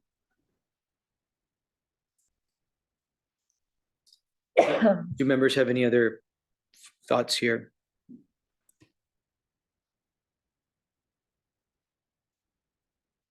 We'll zero in on the capital program next week. Okay, Mr. Kruger, I think we've gotten through Parks and Recreation Services. We got some good feedback here. Anything else? Sure. Let's move to general government. And we're gonna start in general government with the Assessor Treasurer's Office. The decision package here, not related to FTEs, but technology. There's a carryover of the software upgrades the office has been in the middle of making for some time. There's a revenue offset from contracted fees for the for administration and collection of outside district charges. As I understand it, they're increasing the cost of collection to the conservation district and the fire districts. They collect revenue for those special purpose districts. And they're increasing the cost of doing that. So generating some more revenue for the Assessor Treasurer's Office for the collection of their rates and charges. Department asked for 2 additional office assistant. So 2 FTEs to support workload related to the property tax exemption program. As folks remember, the Assessor Treasurer was here to remind us the legislature lifted the caps on the low-income senior, low-income disabled property tax exemption, causing a big spike in new work because more people are eligible and they have to verify the income and deductions for all those people. That's the ask of the 2 new, largely the 2 new FTEs. Even they've automated some of it. They created a new online portal, but they have to verify all of this information. So that was the big ask. I'm sorry that's not called out in the chart, but it is called out at the bottom of the discussion there for you to remember that those are 2 new FTEs that are general fund supported, 2 new FTEs for that purpose. Let's open it up for discussion. Vice Chair Campbell. Thank you, Chair. And important to remember that it's not just because they doubled the allocation, it's the new ones. Everyone who's been in before has to be reapplied every year, which might be something we want to talk about putting in our legislative agenda. If someone's been on the program for 10 years and they're 85 years old, the odds that they're going to unqualify instead of checking every other year. So it seems that someone who's been in it a while or after a certain age could go to every other year requalification, but that's more legislative. But so, yeah, it's not just the new ones coming in, that's on top of a continual renewal also. The other thing that we talked with some of the staff out there is the housing market's flattening out a bit. And so you're not seeing the retail prices, market prices skyrocketing like we have been. Yet we'll continue to see assessments come up because assessments are usually so far behind market that people feel like things are going okay because you're assessing me at less, far less than what I can sell my house for. Well, that gap's going to close. And people are going to say, wait a minute, I checked Zillow, my house value didn't go up last year, but my assessment went up, which means there'll be a lot more people in the next 2 years questioning their assessments, which is a lot more workload for the assessor treasurer too. So their ability to bring people over to run the senior discount program will also be constrained. The next 2 years will be some of the busiest time they've ever seen. Right. So I think we should absolutely find a way to fund one or both of them because they're going to see workloads. Thank you, Vice Chair Campbell. And I think I misspoke when I began introducing this. So thank you for that. I don't disagree at all. I just wanted to correct what I said earlier. There's a reason why the 2 new office assistants for this senior exemption program does not exist in the chart. And that's because the executive did not propose funding them. So let me make sure we're being clear. The assessor treasurer requested 2 new office assistants to help support this program, the senior exemption, property tax exemption program. For all these reasons, the workload increase. Executive proposal did not recommend funding them. I think Vice Chair Campbell and I are suggesting we try to prioritize at least one. The request is that we try to fund at least one of them. It is I'm convinced it's a significant new workload. Councilmember Herrera? And I also support that for all the reasons that both of you are talking about. It is definitely, we changed the policy to help more seniors. We need to get them processed through, and there is a workload now and looking into the future. So I'm in support of supporting one or both. Thank you. Councilmember Krueger. Thank you, Chair. I too support both, actually. I've gone to several of their meetings and it's a lean operating office. And I'm thinking historically, they have been denied a lot of the things they have asked for. And therefore, maybe it's been a good thing because it is run so well, at least as far as I can tell. And they have earned the need or earned these positions knowing they will be well managed and the workload that's coming is going to need the people. So I agree. Thank you. Thank you. We think they're in the home stretch of their technology upgrade. Seems like it should really truly be done. Councilmember Morales skeptical.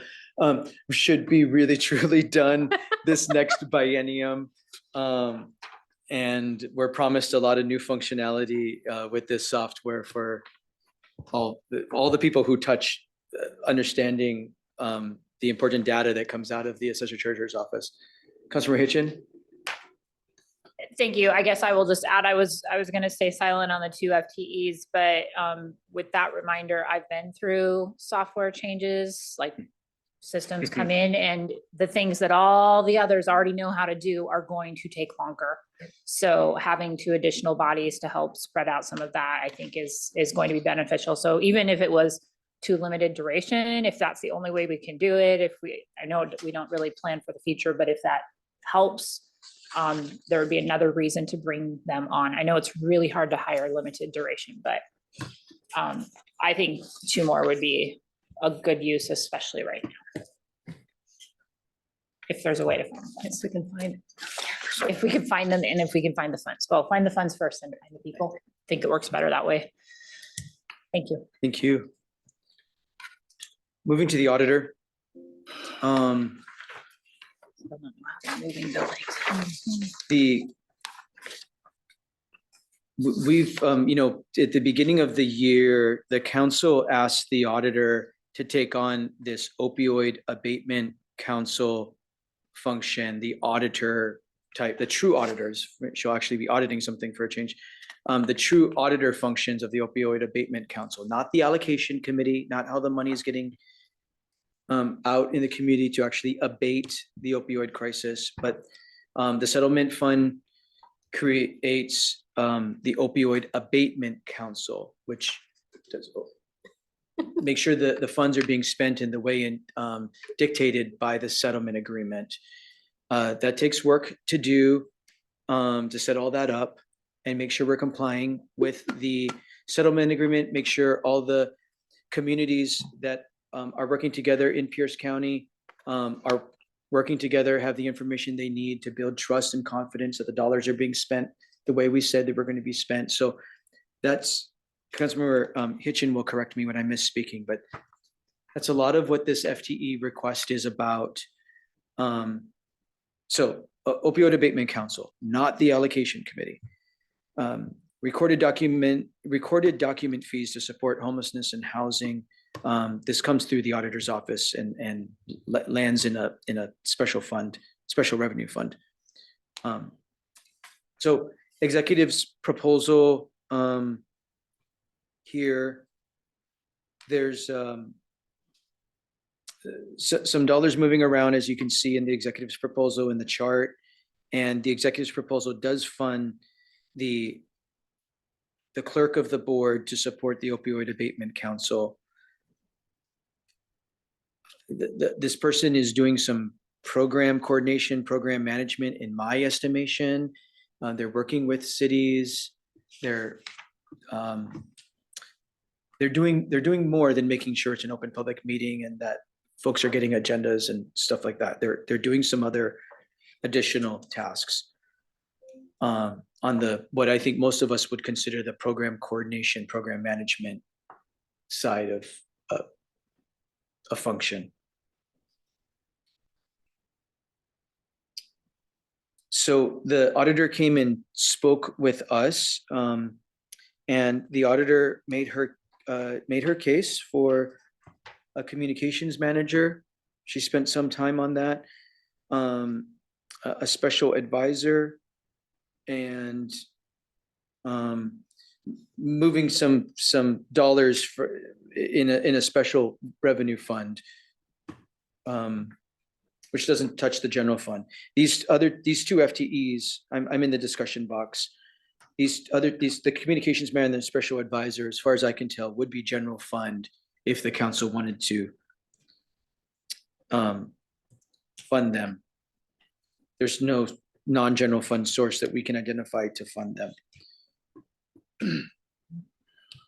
No grants? No. Questions about the auditor's budget? Comments? Councilmember Denson? Well, I agree with you in regard to the opioid clerk of the board. I mean, it's their decision, but I don't like the name clerk. I think this person's going out in the community. If we could call them a program manager, they'll be received better or something like that by the other jurisdictions. But that's just my opinion, because it seems like they're going to be doing way more than just staffing the meetings. And then in regards to the communications, I had a question, and I can't remember if Auditor Farmer answered it. I didn't ask it that day, but she mentioned that they'd been contracting with the communications department through a MOU for a portion of a person's time. And now they'd like their own person, but I was unclear what happens. seemed like that money was, or that person was still going to exist at communications. I don't know if their time's gonna be reallocated somewhere else we need, but do you remember that? I very much remember that. I remember her saying when they realized it was a real person, they didn't want to cut it off, which I understand, but at the same time, that's real money. So I don't know. Yeah, you know, what would help, what helped me understand what's going on here, and I don't know if it's probably not reasonable to have it get pulled up. But what helped me understand is when you look at so we didn't bring the communications department up. We couldn't bring every single department up here. We didn't have enough time. When you look at the communications department, the county communications department organizational chart, you'll see the 17 or so FTEs in the county communications department. And I think if you look at the org chart, you'll see who they live, PIO, public information officers, communications people, live in the county communications department under Libby's direction. And then you'll see the 17 or so FTEs and which departments they service in part or in part or in whole. So like planning public works has like 7. They report to the county communications director. They do their day-to-day work with Jen DeTotson's team in PPW, so on and so forth. Carrie Moore, thank you, beautiful. You guys are great. This made sense to me when I saw it. Well, it started to answer the question when I saw it.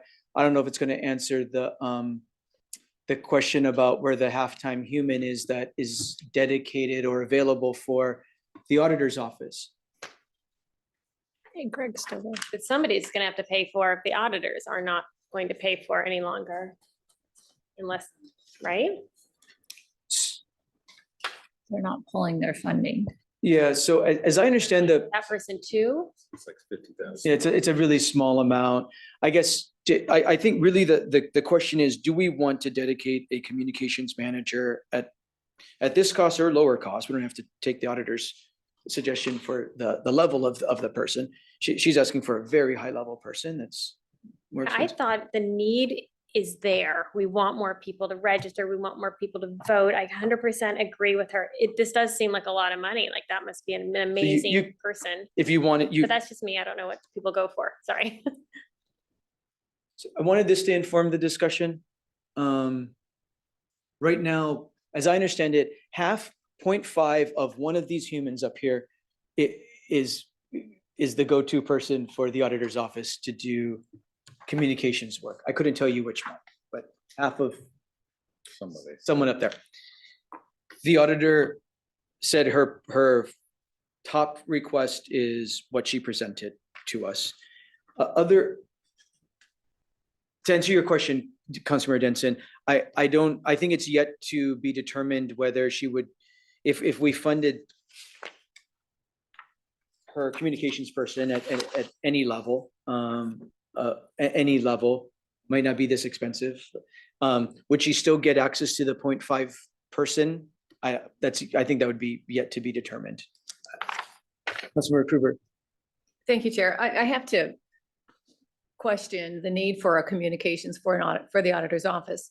The outreach for voting and such is covered by the newspapers, by the radio, by the TV, by organizations across in schools and libraries. And so I think there's already a big push out there about voting and such. And for the other operations that they may do at the auditor's office, I don't know if it warrants everybody knowing that recorded documents are there, because there's just, only a specific amount of the public that are going to be needing that, or where to get a marriage license and that such. And I just think that is an awful lot of money for things that are already done a lot out in the public arena. So I have to question the validity. Thank you, Chair. Thank you. Vice Chair Campbell. Thank you. Councilmember Krueger, I hear you that there's always this discussion around voting in elections in the newspaper, on TV. However, we also know that the number of people reading the newspaper, watching the shows is down, and the trust that people have now when it comes to election integrity as connected to those news reports and stuff is pretty much at an all-time low. So they need to get the job out there, the information out there that your vote is important and that you can trust the systems that we have. And if people don't have trust in current mainstream media, how are they supposed to be a credible messenger in getting out there? This is the way we go through it. These are the protections that we have. Here's our air gaps. How are they supposed to get the message out there that it's a fair election if people won't trust the current systems that we have? And so I can be supportive of an additional communications person to ensure that we are expanding the amount of communication that we're having across various platforms that didn't even exist 5 years ago, but also being there to respond if for any questions that are raised. Thank you. Thank you. Councilor Herrera. Real quick expounding on that, I think we're the second largest county in the state of Washington, but I think we're one of the lowest voter turnouts in the state. That's not good. I think with the auditor knows that. I think she mentioned it in her what she showed us, and that's probably part of her plan is, to get that trust out there, and we need to communicate that out there, that people's vote does count here in Pierce County and things like that. So, I mean, I don't know about the price tag. I mean, we need to be in the number two. We need to be number two behind King County or whoever's up there. We need to have the voter turnout that represents what this county is looking like in the state of Washington. So I don't know if that's the right number, but I mean, I'm leaning towards communication. Thank you, Councilor Herrera. Councilor Cooper. Thank you, Chair. I have to address the point about the lack of trust, and it seems that if Councilmember Hitchen didn't trust me in the first place, I don't think my coming to her with more communication is going to give her more trust in me, because she didn't trust me to communicate in the first place. There are just different avenues around. I don't know how, if you're not trusting the government, that the government coming more at you with information is going to make a change in that. I don't know why there's all the lower voter turnout on that. I just know that just because you can vote doesn't mean you should. I was the poster child for that when I was first voting. And there needs to be an informed public on different things. And some people want to be involved and some people don't. You don't discourage them from wanting to vote, but you don't force them. But you can present them the information all we want, but you can't lead a horse to water and make it drink. So I think there's plenty of communication. League of Women Voters is out there all the time. They can trust them. There's different organizations. There's all kinds of input. When a person wants to learn, they have plenty of opportunity to go forth and learn. Thank you, Chair. And my comment wasn't that they distrusted the auditor themselves. They distrusted the mainstream media that was carrying the message on behalf of the auditor. And because that mainstream media was carrying the message of the auditor, that led to a distrust. Well, it's not that, I heard they didn't trust the government. I heard that part, but also, yeah, but League of Women Voters isn't media. They're an organization. So there's lots of organizations that aren't media. There's And how do we get both of each. How do you get information to them? No, that's their responsibility. Councilor Hitchen.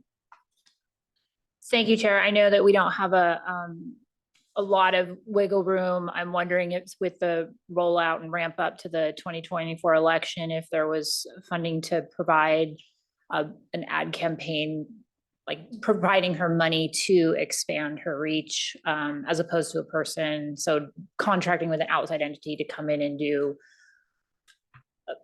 here's a campaign for you, put it together, what's your market, and push it out. The health department did that with the, fentanylfacts.org thing, and they figured out who the target was, where you buy it. And with some of the technology that's out there, the ads are literally only showing up on teens' phones. It's magic, but I mean, it's pretty amazing. So So that would probably not be our target audience for this particular thing, but there are communications assets in our community that do that work. And so there could be a way to say, we can't give you a whole person, but we're going to help you expand your reach. Here's $75,000 to do that. Put out an RFP or whatever the process is for the auditor to go do that. Something like that. Just throwing it out there. Councilmember Morel? Thank you. Geez, Councilmember Hitch just stole my thunder. Sorry. But I was gonna give them $100,000 for pushing out their message. I guess I'm a little bit confused on the same comment that you made, Mr. Chair, whether they're gonna keep the half FTE in their budget that they get from communications, and this is on top of that. I'm Mr. Boki can make sure can you track that down for us? Yeah, I think the auditor let it be known. She was very careful in her comments that she thought they had done a good job for her. And we received an email that said, from communications, that said they're ready and available to do that. But it's like $50,000. I don't know that it's an half FTE dedicated towards that. Because it's on and off. It's not a consistent kind of thing. And so I think As needed. She Right. calls the communications department as needed. okay. I don't mind giving them a fund that they can tap into, but to have a almost $400,000 communication manager is pretty expensive. So I don't mind giving them some kind of a fund, whether that be $150K or something like that they can use for projects. I'm just not there on giving them a FTE. That's forever. Councilmember Denson? Okay, love the idea of the campaign and an amount of funds, and I had 100,000 in mind too, if we're doing a big campaign, especially next year. But I do also understand her interest in having someone on site. It's different, having someone on site that knows you and is involved in everything going on in your agency, all the things you want to push out, similar to what Planning and Public Works has and Human Services has, and I don't know who else has. So would they be interested if they're already funding 50% of a person that's in the communications office? Couldn't we just fund the other half and get a full-time person that is at the auditor's office, just like we do for PPW and Human Services? That would be a lot less money. It sounds like it'd be an extra 50,000. You see what I'm saying? Mhm. And then give them the money for this big campaign. Now we're talking 150,000 instead of 400. Just a thought. Councilmember Krueger? Thank you, Chair. I have to give another story as far as having a campaign fund for them, in that they had a Voting is Cool campaign, which gave me heartburn, because to me, voting is as serious as a heart attack, because that campaign was voting is cool. And it's not cool. It's very serious. And then the county has done a suck on this campaign, and for vaping or hookah something, and I wonder how successful that was. And then I remember the state had the Just Say Walk campaign, and I'm just, that these are a lot of taxpayer dollars. And when I look at the function of an auditor's office is rather utilitarian. And it's kind of like at a hospital, they do surgeries, they do emergency things, they fix bones, whatnot. The auditor, she has her services. I don't know that it's something that we need to go out and do a campaign on or spend dollars on that when people already know. And that was what I want to share. Thank you. Thank you, Chair. Thank you. Vice Chair Campbell? I guess the point of taglines is get it so that several years later you can repeat it in a meeting. Without cringing. I'm like, what was You went through the whole laundry list right there. What was the Something success worked. of those things? Yeah, but I don't did know. it change? Did it stop the hookah? No, I don't think so. Oh, there's Yep. been decreases. To what in was vaping. spent? Well, maybe it's because they couldn't breathe. Can't get to second base. That's why I This- quit smoking. Thank you, What's that? Chair. Chairman Nichols. Yeah, this has been a good discussion. I was told to give you time to get to your next step. This has been a good discussion. I appreciate the good discussion. This is a really important request from the auditor's perspective. She put a lot of effort into making the pitch to us, so wanted to make sure we could really think about it. So thank you for the good discussion. They turned it on. I know. And I'm sure there will be more to come as we put this budget together, but this conversation helped advance the conversation a little bit.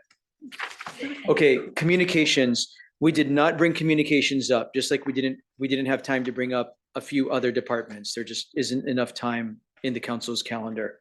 So we're just flagging for you here in the communications department. Mr. Boki, I think I'm gonna need your help here because I haven't focused a lot on this. There's, if you look in the book, there's 4 additional FTEs, but 2 of those are coming from parks. And those, I believe, are communication assistants. So 2 communications assistants from parks. And then there's also 2 from public works. So, and those were communication specialists.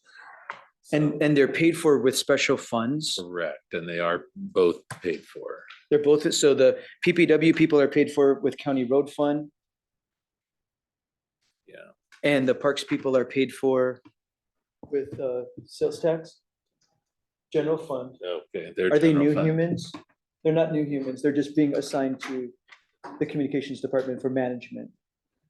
They're not new humans. They're just moving from their management structure from parks to communications department. Yeah, correct. And then, so just the 2 people from planning public works, that's non-general fund. And so they're coming over, they're paid for outside of the general fund from the road, county road fund. Then the one thing they didn't get was the DEI. A public information specialist to support human resources, DEI, and internal county government functions that was not proposed by the executive. We pulled up the organization chart. I think Rebecca Chapman sent to all of us PowerPoint, slide decks, like every department came up and gave their PowerPoint presentation. They did that. It's there. It's in your inbox for reference if you want to go back to that one, the clerk of Superior Court, and another department or 2 that didn't come up here. They're in this packet as well. They're in the digital packet here. Councilmember Hitchin. Thank you, Chair. So the impacts to the general fund change, if I'm looking at this, is just the 40,000. All the other cost is covered. Correct. Okay. Is the parks one's being, understanding the parks one is being, the 2 folks, that money is being transferred from parks over into communications. The 2 people from public works are being paid out of the road fund, the transfer. And so that's fine. So it's this, and I guess they spoke to it at the restore funding for staff-based email. And is this related at all to the transfer for creating forms that are in multiple languages that we talked about during lunch, Mr. Taylor, or is this a totally different thing? I don't believe this is it related, Julie? No, I didn't, yeah, it's not related. Okay, so these are not the people doing that work. No. Okay. Thank you, Chair. Councilmember Krueger. Thank you, Chair. I'm trying to get a good understanding on this. So for almost $770,000 for 2 people for 4 years for communication, is this like, are they drafting the cards that go out to tell people that work is going to be done, or? People for 2 years. I don't know what their job descriptions are. And reducing outside contractors. So is that less work being done, or were outside contractors that we used funding this, which is still a tax to the constituent because they're paying for our workers? And then for county road fund, that could get us, I don't know, a few yards of sidewalks. I believe I believe there are. Feet are I'm getting slap sidewalks. happy now. No change. in the It's number true, of people. few. There are people who are, We'll take it. Ms. Chapman, so if you don't allow What the them, heck is you can either leave them in the road fund or fire them. That's, Ms. Chapman, can you add to this conversation? Yeah, so the contractors were already being paid out of the county road fund. They were external, like an external agency that was doing communications work for the communications department. So their intent is to reduce the contractor contract by having these two new people, and these positions are salaried, so they would be able to work outside of normal office hours to address situations that might arise within the county that need an information type specialist. How about the parks people? Do we know? Oh, are you talking about the parks people? Oh, I'm sorry. I thought we were talking about the No, you are. county road fund. What about the parks people? The parks people, Julie might be able to speak to this more, but they, that already happened. That happened throughout the year. It's just reflected in the budget book. It's not a change going forward. It's a change that's already occurred. okay, I'll mull that around more. It's just part of the consolidation of the communications department. To get to that org chart that was up Okay. there. All right. Yeah, they're represented in the org chart because they exist in that department this year. Okay, It's already happened. So it's in the book. It looks new, but it's not new. It's there. Those people have already worked for the county. doing that, all right. There's a Thank you. reorganization happening in communications. Are you, Councilmember Krueger, are you comfortable or is it cold? No, I'm good, thank you. It's I've got a blanket. that, Is turn it- back on. Everyone's okay. Are you cold? Are you okay? Okay. I'm okay. I just want to make sure everyone's comfortable. Car. Yeah, I just want to make sure everyone's comfortable. Okay, so let's Like move that. on. We're at human resources.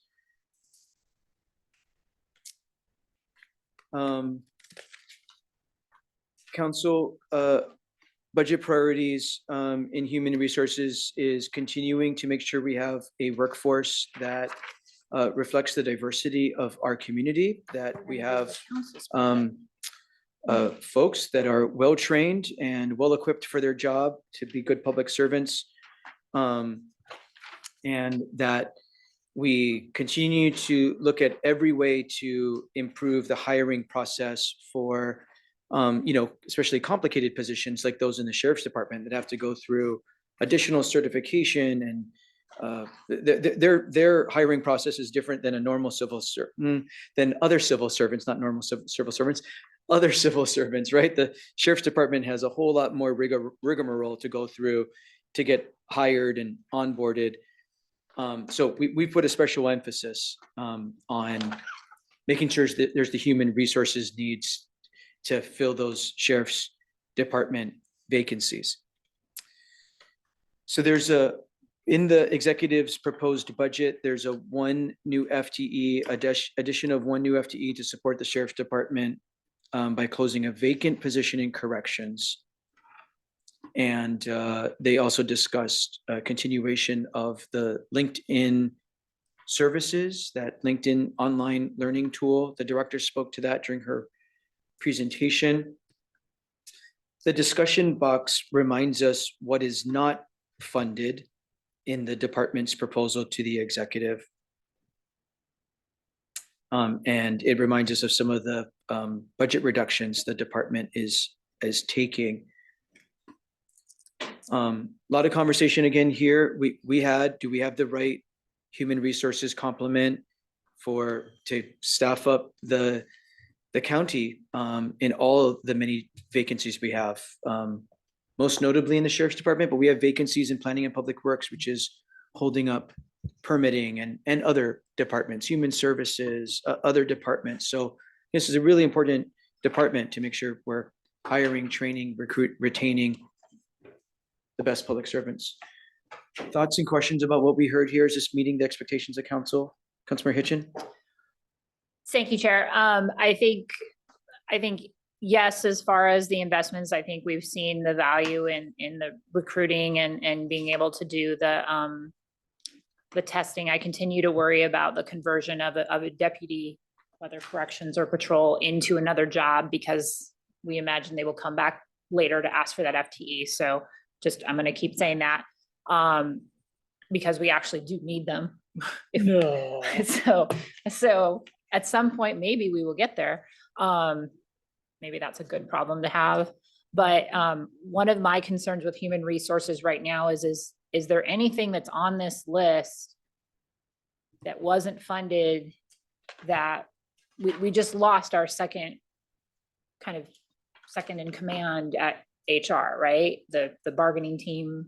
And so my wonder right now is, I guess this is to the executive, Alice and team, like, do we know what was going on, and is there anything on this list that would have made it so they would not have left? Is there anything that they asked for that they were like, this would really make my life easier, and they may have stayed? Like, is there something we could change here? Because having both of them gone right now is a little alarming for me, considering where we are. So just wondering, and if there is some feedback, would love it. So just curious if there's something on here, a tool that they thought really would have been, and it got cut, and that was the straw that broke the camel's back, kind of thing. So thank you. Or something not listed here, to your point. Yeah, Lisa and Amy. Other thoughts about human resources? I didn't find out if that was public. I shouldn't have said anything, but.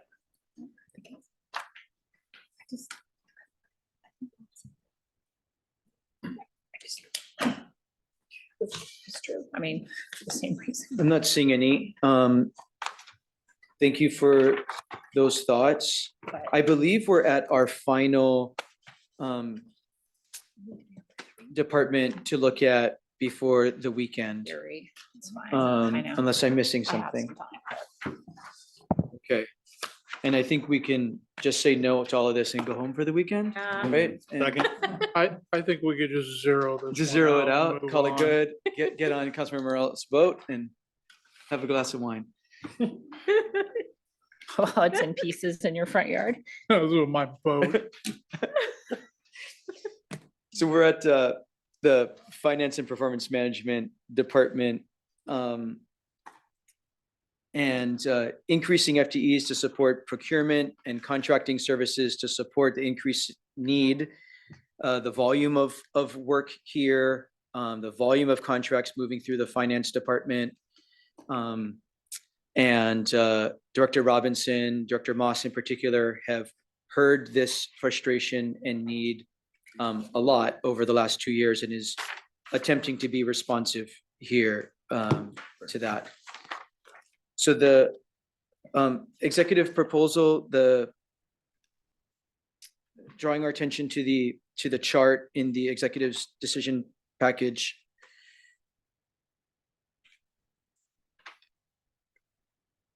So there's an offset so there's moving 2 FTEs here from human services to finance department. It's financially neutral. Because we're moving where they sit and who they report to, presumably for more efficiency and responsiveness. Nothing against, just because of the workflow, nothing against human services, just the workflow of how contracts move through the system and get managed. The REIT technology issue, a limited duration person to complete the digitization project for the assessor treasurer. The information technology request, that this is a software for the sewer billing backlog issue. So some software upgrades there. And then in fleet, adding fleet tech for warranty services work, offset by some revenue generation from Ford Motor Company.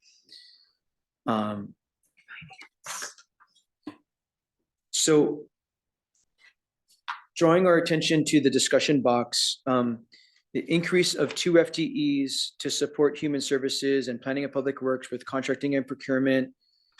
So it's, it's those FTEs coupled with the FTE we talked about in the prosecuting attorney's office with their role in contracting. So trying to make sure we're connecting the dots. We've asked the executive to be much more responsive to the contracting hurdles, and so it's showing up in a few different places. The department had a budget reduction of close to $780,000. We heard that in Director Robinson's presentation in the budget reduction slide at the end of his presentation.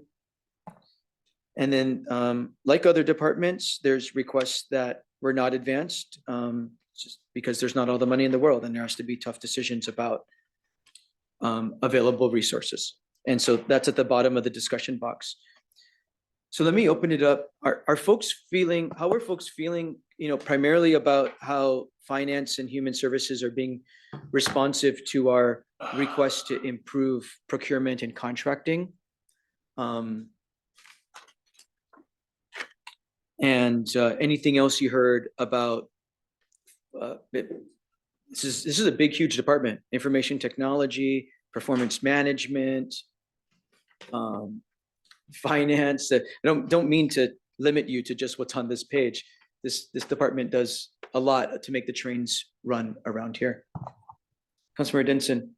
Yes, getting thank a you. train. Well, No, we can't add another train. We can't take care of the ferries and the. I think that the departments have been very responsive to our concerns about contracting. There's a number of things in different areas that have been added. So I think now we kind of need to see how it all works together. And I'm very optimistic. I think they've done a good job.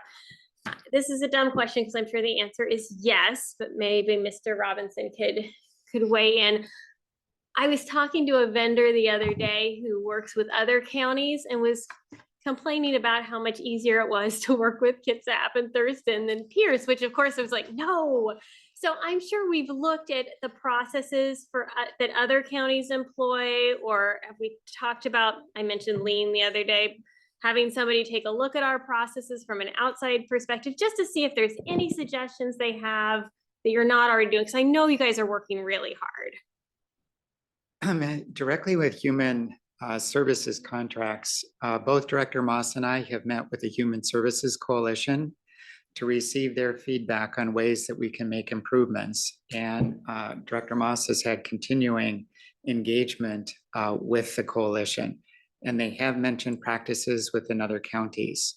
I will also point out that there was a request that was made by the Human Services Department to have process improvement staff from the state auditor's office join them. This goes back some time ago, but the auditor's office did review ways that the processes could be improved within the county. And some of the actions that we've shared with you were based upon that prior study. Certainly there's areas that Director Moss and I believe that we can continue working on, but that's a bit of the background to be responsive to the two items you raised. Okay, thank you. Councilmember Hitchin. Thank you, Chair. And maybe because I don't do a lot with the project and building part, but do we actually have a contract timeline management problem with PPW? Like, does it take a year to do a contract to build a, I know permitting and all that, but the finance, that's not what I'm asking. I'm asking about the contract. I saw you. Like getting a contract to a road builder to. Yes, yes. And a pavement company. The contracts for the Planning and Public Works Department, many of them are commodity contracts where we're making a purchase of a commodity. So there is a competitive process that goes forward. Commodity is identified and it's a product that is being purchased. So the practice in order to come to that conclusion is much more streamlined because of the nature of the purchase. With regard to many of the other contracts that we have at Planning and Public Works that relate to construction, there is a very detailed engineering project planning process that occurs that then goes out to bid through a very defined public works bidding process. So we have not seen concerns raised with regard to timeliness of contracts in public works. And what is being requested here is additional capacity to deal with the expected volume, increase in volume during the next biennium. And you'll see all the capital projects that are included in the transportation improvement plan, the sewer plan, surface water management plan. These are resources that can assist with that work. In the items that were requested but not funded, there was reference to a change in some of the small works roster requirements. And what we're intending to do is use the additional capacity that is requested in the executive's budget combined with existing staff to address those changes. Okay, and then the question I asked the other day is, are there other, so risk department and the executives floor, as far as the different steps, are any of the issues with the process coming from there? Because it sounds like we are intentionally addressing the prosecuting attorney and we're helping your department. What about those two? Is there anything in this budget maybe that I've missed that addresses any of the time delays from those two? I don't even know what floor risk is on. In the budget proposal that you have before you, there are not additional resources identified for risk management or the executive's office. We have mentioned in some of our reviews with council, we have put in place a very disciplined practice for contract reviews for human services department, where there is a weekly meeting that involves finance staff, human services staff, and from finance, we have procurement staff and risk management. And we also have 2 representatives from the executive's office. So as a contract is being initiated, there's a review of the notice of funding availability. So if there are any questions with regard to the scope of the contract, they can be addressed at the beginning. And then as a contract is being developed, there are tracking reports, which we shared with the council, where every contract, we identify the process that the contract is at, the stage that it's at, and where, and once it's entered into the Workday financial system, where the contract is at, and if there are any outstanding issues or questions, to have those be brought forward during the weekly meeting. Okay, thank you. We'll add that in that process, included in the tracking is if a contract has been sent to a provider and there are outstanding questions with regard to the contract that needs to be addressed with a provider, that is identified on the tracking sheet. And included in that tracking is once a contract is sent to a provider for a signature or signatures within the county, it will track where the contract is. And we'll note that on occasion, we have needed to clarify with some of the providers who has the signator authority to sign a contract, because at the time a solicitation occurs, there are contact names identified. Sometimes that contact would change. So if we're not seeing that contract is being processed, we will reach out to the provider to see if it needs to be sent to another person for review and signature. Okay, thank you. I appreciate you letting me go through the detail, because we've been attentive to the working. details, because the details that result in an improvement in the timeliness. Thank you. Thank you, Chair. Thank you. One thing I'll just raise, because I'm not sure if it falls just in human services or if it falls in performance management. So I'll just daylight it here. When I go to Open Pierce County, Open Pierce County has a lot of really great information. And we do quite a good job with many of our tracking many of our performance measures. When I go to Open Pierce County, one area that seems pretty stale is around homelessness, the homelessness dashboards. Last time I looked, which was maybe last week, I think I only see 2022 data. And so, I'm having a hard time understanding, is this there's not enough capacity or the right kind of skill in the human services department to keep that up? Is it a performance management? Is it a communications function? Something that I know Ms. Merrick is thinking about. I know it's important to the Select Committee on Homelessness to have data to inform policy decisions and investments.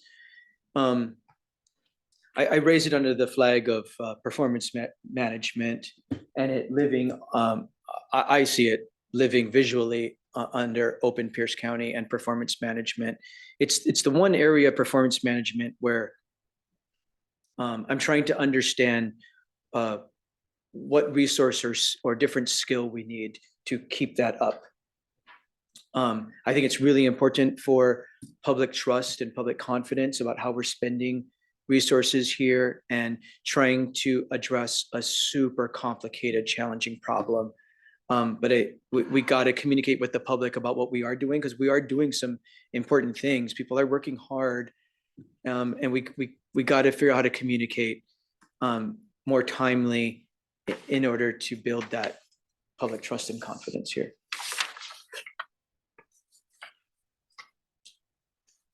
What else about finance and performance management? How else do we want to cut their budget?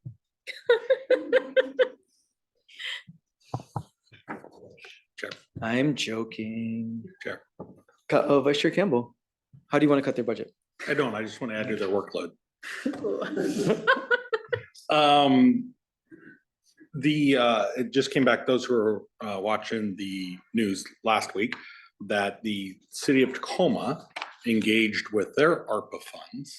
They set aside $1 million for a participatory budgeting project in East Tacoma. And this went through the last year and it wrapped up last week with the recommendation. And so this might be ARPA funds. I bring it up because under our setup, finance might be the one that would perhaps manage something like this. So that's why I bring it up now, even though it may be come out of ARPA. And what the city did is went around to all the community groups throughout the city, all the festivals, everything that was happening on the east side of Tacoma and said, what would you do if you could spend something within the government? And they got over 1,000 ideas from their citizenry as to things that they would like to see changed. Some of them they didn't fund through this, but they found other ways to resolve some of those issues, address them, hand it off to other organizations, things like that. And it came down to 5 key items that they, so they kind of then did a voting at the end for these 5 items. Funding for tennis court lighting at Lincoln Playfield and a covered basketball court at Lincoln Park. Funding short-term job training program to improve neighborhood health and beauty through hiring East Side residents to plant trees, improve parks, and clean up litter. Expanding community gardens to work and provide 3 years of collaborative work, business training, cultural food education, creating a community kitchen, and creating community connection through a grant program funding cultural events, out-of-school youth programming, and community activities. And so they went through and they did a QR code. You could go on there, you could vote. Again, went out to all the community groups. And they got 12,389 votes. This is in a district that elected their council member with just over 6,000 votes. So more people were interested in voting for where the money was going to go than for elected representative. And I also understand that that reached people with over 60 different languages. So people who normally wouldn't have a way to be engaged were engaged. With that 12,000 votes, the community overwhelmingly said creating community connections through cultural events, out of school, youth programming, and community activities was the goal from those over 12,000 people. So definitely sounds like something I want to know a little bit more. Could we go into some of our focus communities using our ARPA funds to go in and see what kind of things, because I can imagine what Parkland or South Hill or some other communities might put forward as priorities. And so that's something I'll be bringing probably again when we discuss ARPA, because that might be the funding, but the implementation likely would be something through our finance department. Thank you for beginning that discussion, Vice Chair Campbell. don't think, is there anything else in finance and performance management before we close this out?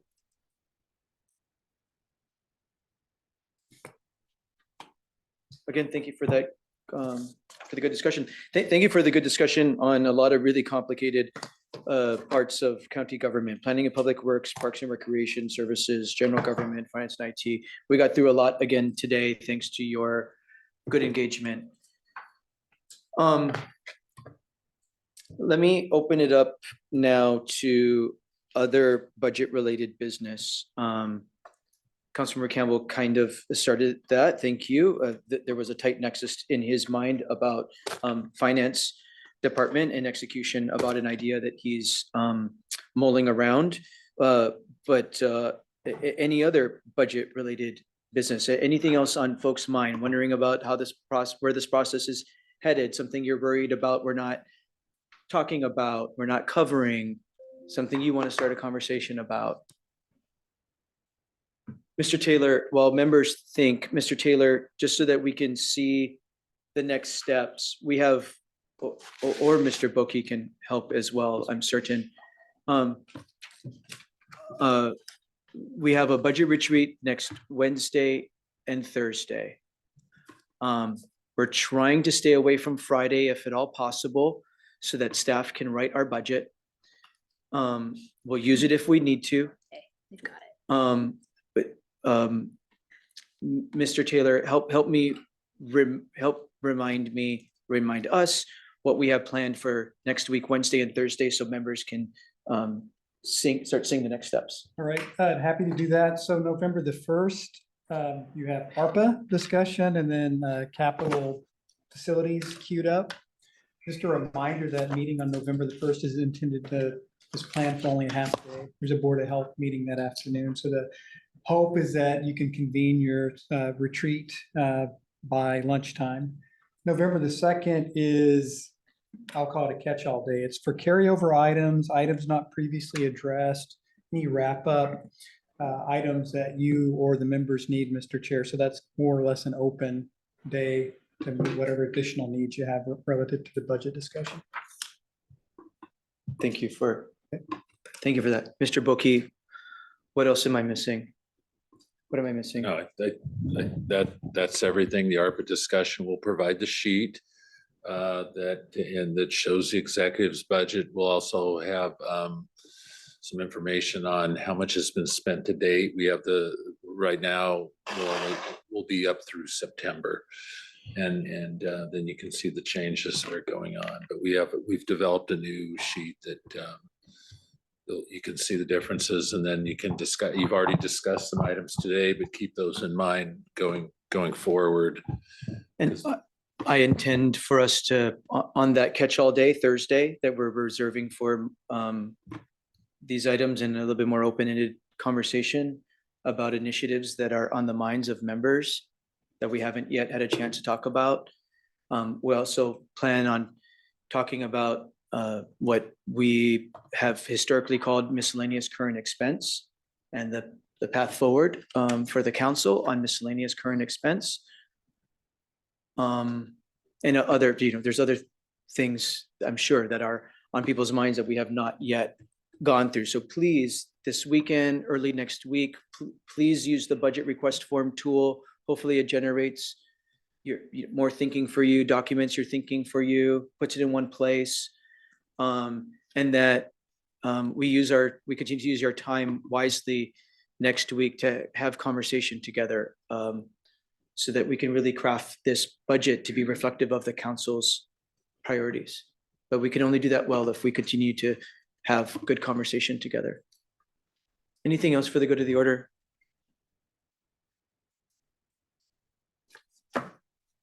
Sincerely thank members for your good engagement, your thoughtfulness, and being willing to engage well here. Hope you get some rest this weekend, but I hope you also start filling out budget request form this weekend. With that, seeing no other business before the Pierce County Council in budget retreat, we are adjourned.